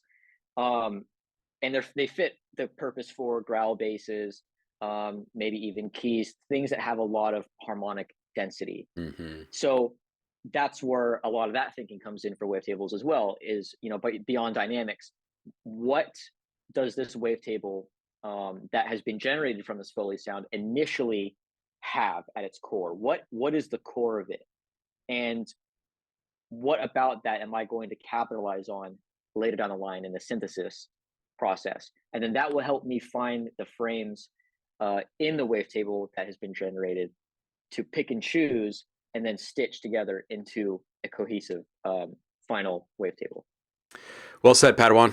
Um, Right on. so comparing yourself in this moment right now and all of the logic and forethought that goes into wavetable creation at this very point versus when you first started the series a couple years back now, how much growth do you feel there's been? Like, how much more comprehension of everything is there now, just in the last couple of years? I mean, it really is night and day. I mean, this process of manipulating real world elements, and Foley has just opened up a huge world of possibility, even outside of sound design. I mean, because, well, let me say this actually. Um, from the initial recording phase of the Foley all the way up to the final product, I mean, you're going through so many different kinds of sound design, production, and mixing processes. And in those different stages, you're learning not just harmonic makeup, frequency spectrum, and tonality, but you're also learning dynamics Mm, and and performance as well too. That's one thing that I wanted to touch on actually a lot in this path was how is this element performing? Not right. how am I performing it, but how is it performing it, and how is it going to perform in an arrangement, for example, in a song. And that those philosophies have been invaluable to me all the way through with every bit of music that I do, like anything music related that I do. This process has helped me take a stronger grasp on not just like the usual production stuff, but on the actual like vibe and the aesthetic and the tones and everything that go into a full arrangement. And it all starts from the sound, of course, too. Um, and in doing so, you really gain an ear for maybe oversaturation, for example, overcompression. And when you do that, you really take away from the dynamics and the tonality of a sample, whether it's a harmonic or melodic instrument, whatever, or if it's just a Foley sample. And I really truly believe that retaining those dynamics as best as possible while giving it that extra spice, and that je ne sais quoi you might want to say, um, is the goal to find that sweet spot. And doing this has been that sweet spot, finding that sweet spot. Here, here, hallelujah, and all of that. That's yeah. Right on. I always say like you have to protect the integrity of the original sound. I don't know how many times I've said that phrase in my lifetime, but it I is can say so this. critical. Yeah. Sorry, I don't mean to interrupt, No, but please this is actually something that I kind of want to say. And boy, I'm gonna take a real shot right now. do it. I think I used OTT a collective one time on this path. Hey, there's something you have I not know. heard a modern producer say in 8 years. I'm OTT free. I'm now OTT free for 1 year. I've been to OTT rehab. Did you follow all 12 steps and did you crank it to 11? Oh, I cranked it to 15. Mm, mm, I mm. went, yeah, Yeah. 11 totally. So Roku's given a lot of love to Zebra 2 in the chat right now. I will just say, Cool. hell to the yes. Um, Going back before that, though, Cardio Party, one of my favorite up and coming producers in the world. Liv has a question for you. Cool. Saying Yeah. lately I've been thinking a lot about the splice problem, quote unquote. It has made me want to move away from using samples at all. What would you say to someone Mhm. concerned about such things? And I'm assuming that the splice problem is just that these same elements may be recognizable in other people's productions. Yeah, I know there's a big copyright thing around surrounding all that, and what is even copyrightable, and what can you get in trouble for? What can't you get in trouble for? If you can get in trouble at all. But the splice problem, and it has made me want to move away from using samples at all. Um, you know what, man? I think it's the intention of the sample that you're using, right? Like if you're going to use a snare, right, that isn't the chop snare that's in every rap song, and even if you did use a chop snare, like it's not going to matter, right? Because that's a purposeful element in what you're doing. I think the problem does lie though with melodies and things like that. As we're seeing a lot of hip hop, a lot of rap music, which is which has historically been sample based, relies heavily on pre-existing melodies and riffs and things like that. It always has been.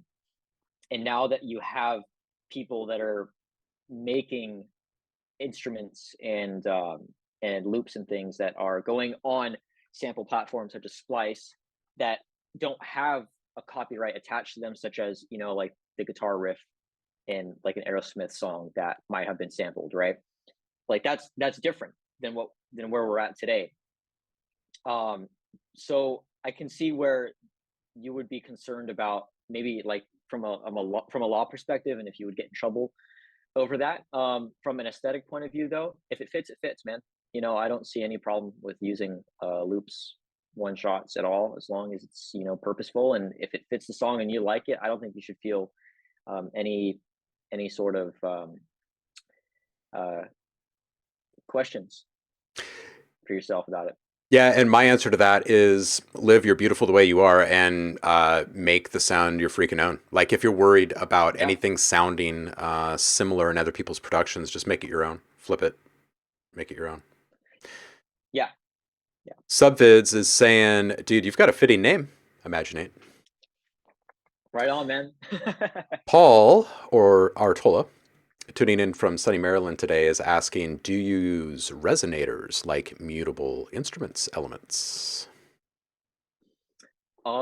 Let's see, like mutable instruments elements. No, I don't actually. I might have used like reson resonation processes Mm-hmm, mm-hmm. using filters and serum and things like that. Mm-hmm. Just really high resonances on like comb filter.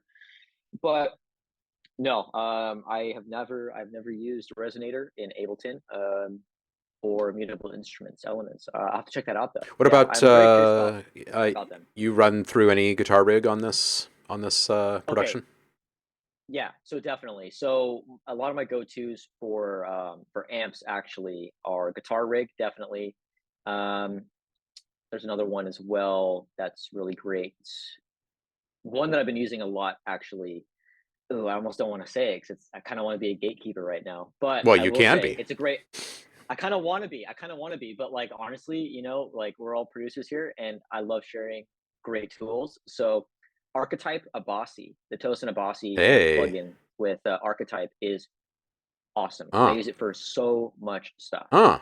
All right. And also actually Pedalboard in Logic Oh has a lot yeah. of cool tools. The oh, what is it? The wah wah pedal in Yeah. that is It awesome. actually is. It really is. The It's old great. school. The old school. Yeah, not the modern Yes. wah, but the original wah in there. Yeah, it's got that. It's got that flavor. You know what I love using the heck out of inside of both pedalboard and guitar rig is the mix panel or the containers, right? So you can like split your mixes. The nice thing about the mix container in or the split container in guitar rig is that they're stackable.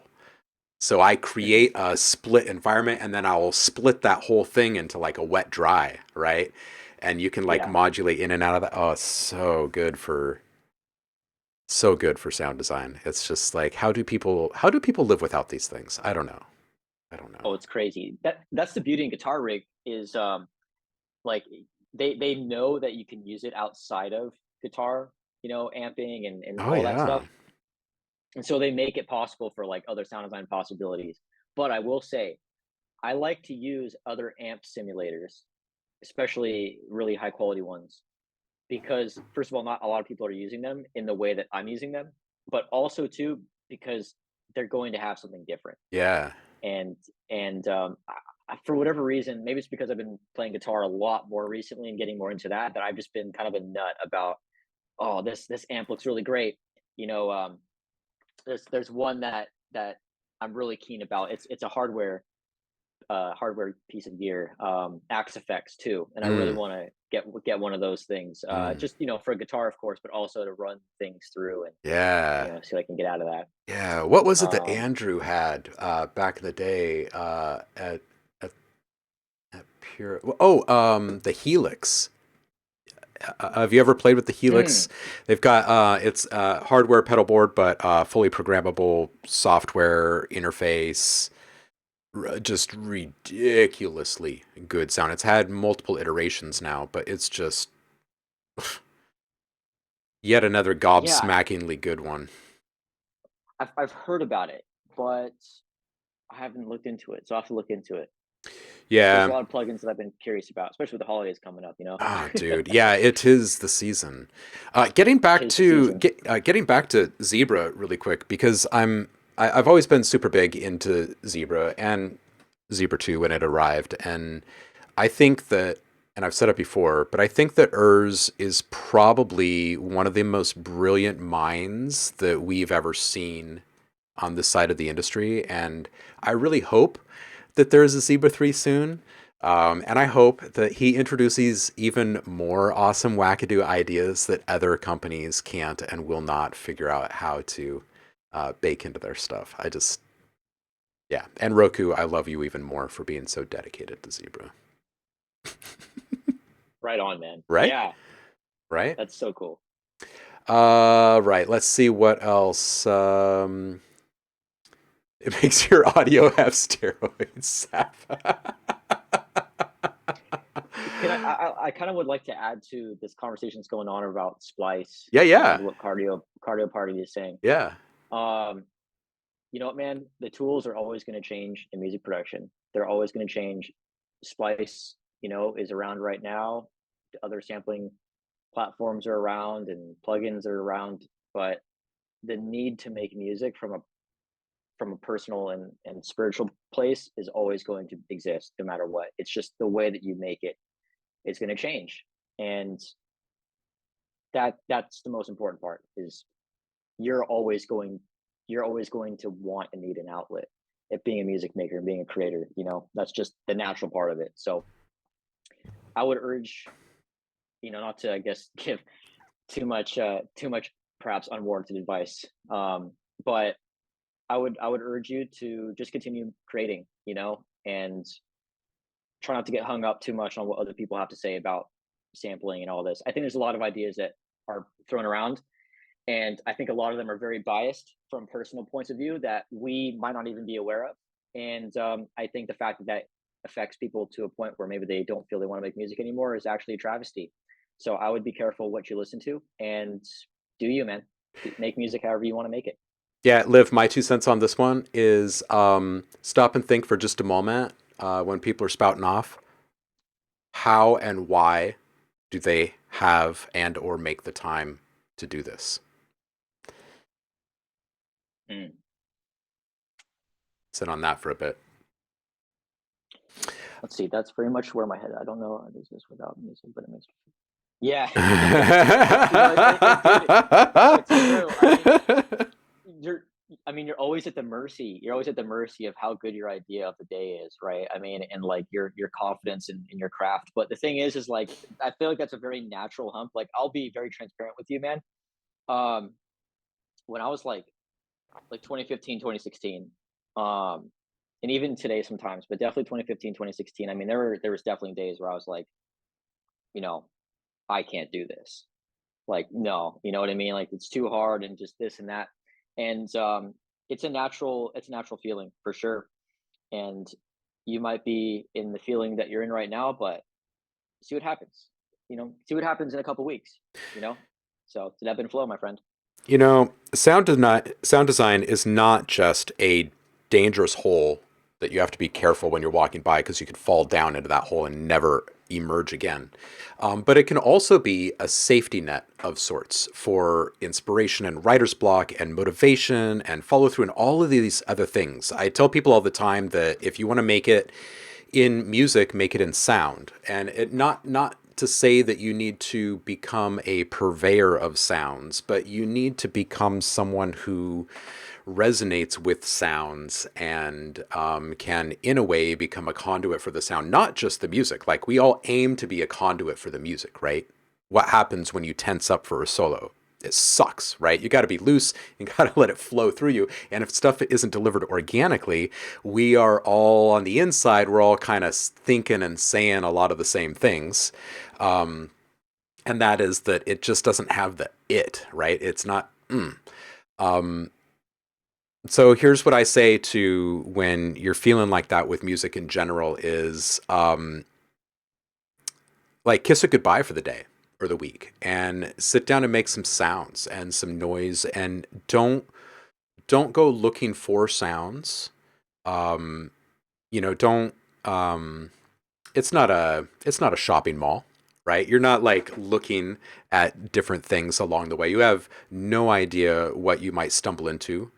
Um, so get rid of all of the preconceived notions. This is not sample shopping, right? And start to re-immerse yourself in the process of play and discovery and the resulting joy, because that's the inevitable feeling when you begin to kind of trust these original instincts that got you into all of this, by the way. And we got to like rewind our minds back to when we first started getting interested in making noises and music and stuff. And it was primarily, predominantly for most of us when we were young.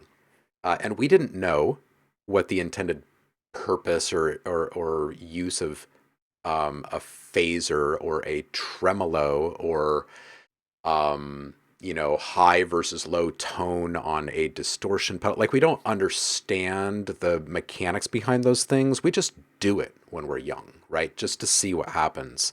And I think that there's a lot of that that's lost when you start to go down the path of moving away from being a musician and toward being a producer and taking on the added baggage and responsibilities and expectations of making stuff perfect or finding a way to make things fit and all of this stuff. But really, the exploration of sound and bumping into um, these really beautiful moments with the sound is really just about inspiration. Like the only reason you're going to stop somewhere is because your mind has already started to run with something that you've just felt or experienced with that sound. And that's all you need. Like that's all you need. If you're wanting to get a break from the splice scroll, I don't really see it as like the splice problem. I see this more as like yet another rut that any of us can find ourselves in when we say, okay, this is what I need next, and you reach in the same direction that you always do. That's actually the problem. I think it's the muscle memory, the reflex, you reaching in a certain direction or a certain place and pulling the same way that you normally do, leads you toward the direction of similar results. And you, as a producer, Liv, have this endless, like, I don't even know what the right word, melange of potential for sounds just bubbling inside of you. And I know this because when you do scroll through Splice, you come up with the most incredible matches. Now, if you were to be cranking out a lot of this stuff, maybe not the vocal stuff, right, but a lot of this other stuff yourself and trusting that you could do that, I think that you would probably have like, I don't know, maybe a dozen or 15 epiphanies a day, probably for quite some time about what it is exactly that you really find attractive about certain types of loops or um, how your natural inclinations with certain effects or something uh, would fit your productions better and why, because they're all kind of coming from the same source of inspiration and intention and it's all coming through your roots. So I would say spend a little Yeah. bit of time with sound and see how it treats you, and don't do it with the intention of ending up with a beat or a riff or anything at the end of the day or even that week.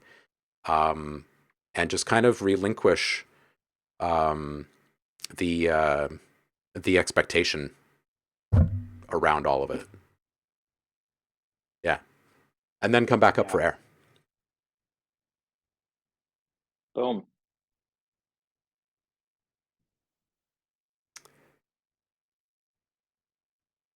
Andy, in a similar spot.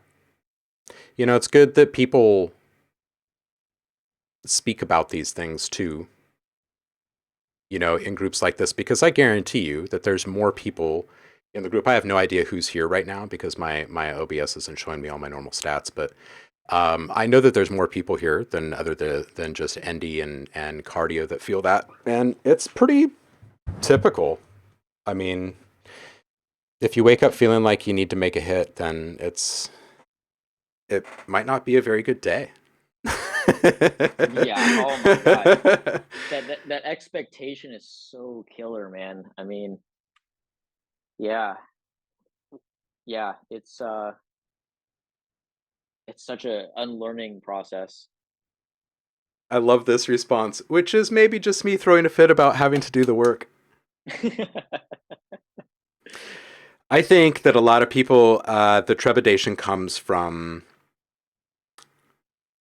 fear of failure, and like you're in a room by yourself and no one's watching, so really it's about like admitting to yourself that you suck and you can't do it, and that the stuff that you're bouncing is shite, and that you're not going to have a good idea in how you could save it, or might as well just scrap this 4 bar thing, maybe the instrument, close the project, start a new project. Maybe open up someone else's preset for a second. No, close that project. You know what I mean?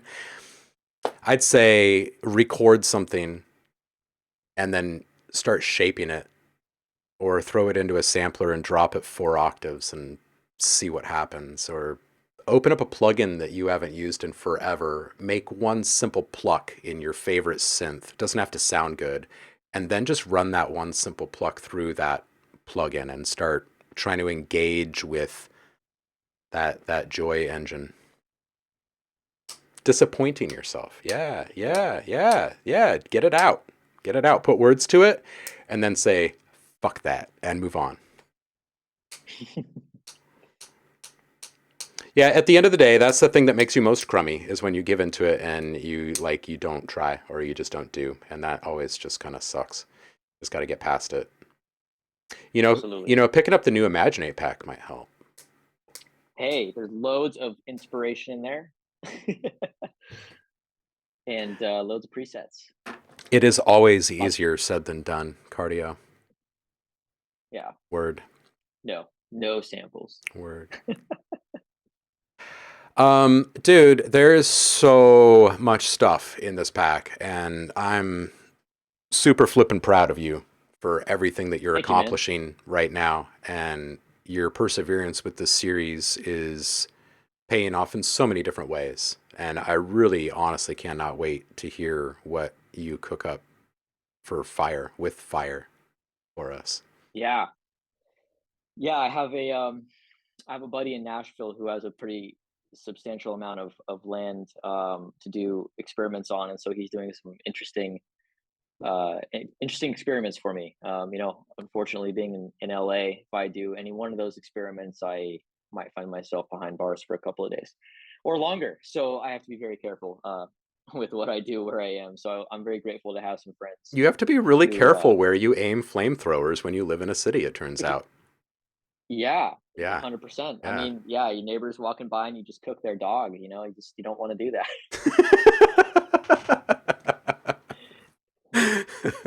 Sorry, Bella. Sorry about our shared wall, apartment neighbors. Yeah. Whoops. Roomies. Actually, I was recently capturing the sound of a candle burning, specifically a wood wick, because they have a really interesting texture and tonality. And actually I can show you. Check this out. I burnt my Foley. I burnt my Tascam doing so. Oh man, yeah, a singe. Look at this. Wow. Yeah, Up close. up close. Yeah, and I'm glad I took this thing off. Otherwise, none Yeah. of this would exist Yeah. right now. You would have had a little Michael Jackson moment there. Oof. Man. Yeah. Oh man, just up in flames. But yeah, so Fire is going to be awesome. I can't wait to start more production on that one. And there's going to be some cool sounds in that. Man, my Zoom recorder never would have melted like that. No, I'm just kidding. Yeah, man, I man, I can't jest. even tell I you. jest. So many messages from other producers and sound designers, who are looking to get into Foley recording. They're like, so like, what do you recommend, dude? Like a Zune or Zoom or a Tascam? And I'm like, honestly, Tascam because Zoom sucks. Just kidding. Just kidding. Zoom is great. Zoom is great. Tascam is great. They're both great. They're pretty much like differences here and there, but like you can't go wrong with either. They're both great companies that make great products. I love my Tascam, and Zoom stuff is great. So there you go. But I am looking to get a new Tascam. I want to get the 4 channel Mm, Tascam so I can mm. plug in like an actual boom mic or something and get like Hmm. even better recording. Even better. Even better. Yeah. Hmm. Take this moment to say hello to my friends at Rode Microphone, just to let you know that if you ever come up with a Tascam/Zoom killer, I will be your spokesperson. Yo. Dude. Yeah, they'd be great if they Hey. put together something as compact and sonically nutritious as one of these Tascam or Zoom recorders, man. I would be a fan. Yeah. I would be a fan. Hey, yeah. I got you on those experimental Foley recordings. Rode, I am your guy. Yeah, there you go. I am the guy for that, my guy. Noted. Yeah, so cool. But it's been a fun process, this Element series. And it's been great too, like outside of the Element stuff too, that the process of these packs and recording and everything has just also lent into getting recordings for other projects as well, things that I can't talk about, and then also things for my own music, and that's kind of what I was saying earlier about performances in the real world and Foley is like, it sounds maybe funny in the recording by itself, but then you throw it in a track and it just like makes the track sometimes. It's so So true. it's kind of cool. It's so Yeah, true. yeah. Secret sauce and all that. The secret sauce, man. Yeah, it really Gotta love is. it. Dude, I feel like whenever we meet up, we need several hours to get through all the things that we want to talk about, and the world just doesn't give us Yes. that much time in any one sitting. Can we have you back on again soon to talk about music stuff and not just sound pack stuff? Yeah, absolutely. Yeah? Maybe Excellent. what's today? Wednesday? Today is Wednesday. Yeah, I mean, I'll be around whenever you'd like me. Maybe Friday. I have some availability on Friday. Whoa, this Friday. Yeah. Two Imaginate visits in 1 week. You would have to listen to other people's music and talk about music. I don't know if you're into You music. know, I actually have these things. No, I'm just kidding. I'm just Oh kidding. Yeah, man. no. Friday would be awesome. Yeah. If you guys can handle double dose of Imaginate, Yeah, which yeah. sounds really weird to say, then yeah, I'll be around and I'd love to listen to some people's music and Word. provide some insight if I may. We will communicate about this very thing offline then. Um, Cool. as for the rest of you, I must depart. I must depart soon because I've got meetings and a ton of production to get through today. And I want to know, where are we going to go? Where are we going to drop you guys off? Who's streaming right now? Let's check really quick. See who's doing their thing on Hump Day. Maybe Liv is going to go stream. Hint, hint, hint. Cardio party. Are you live? No, Bauer is. Mm. Sketty. Oyasumi. Oh, we're going to hold tight for just a moment while Liv goes and fires up a stream. But probably take a shower first, so no good cover me. Okay. All right, Liv. Well, I love you anyway, and I'm going to send you guys over to Bauer and see what this crazy man is cooking up today. Oh, he's looking good, you guys.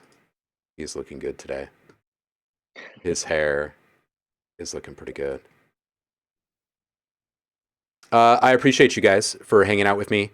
Danny, stick around for just a sec, and I will see you all on the flip. Bring your music and drop links early in the Discord for Friday because we haven't done a feedback in a bit, and it's going to be busy. Big love, y'all. Peace out. Peace.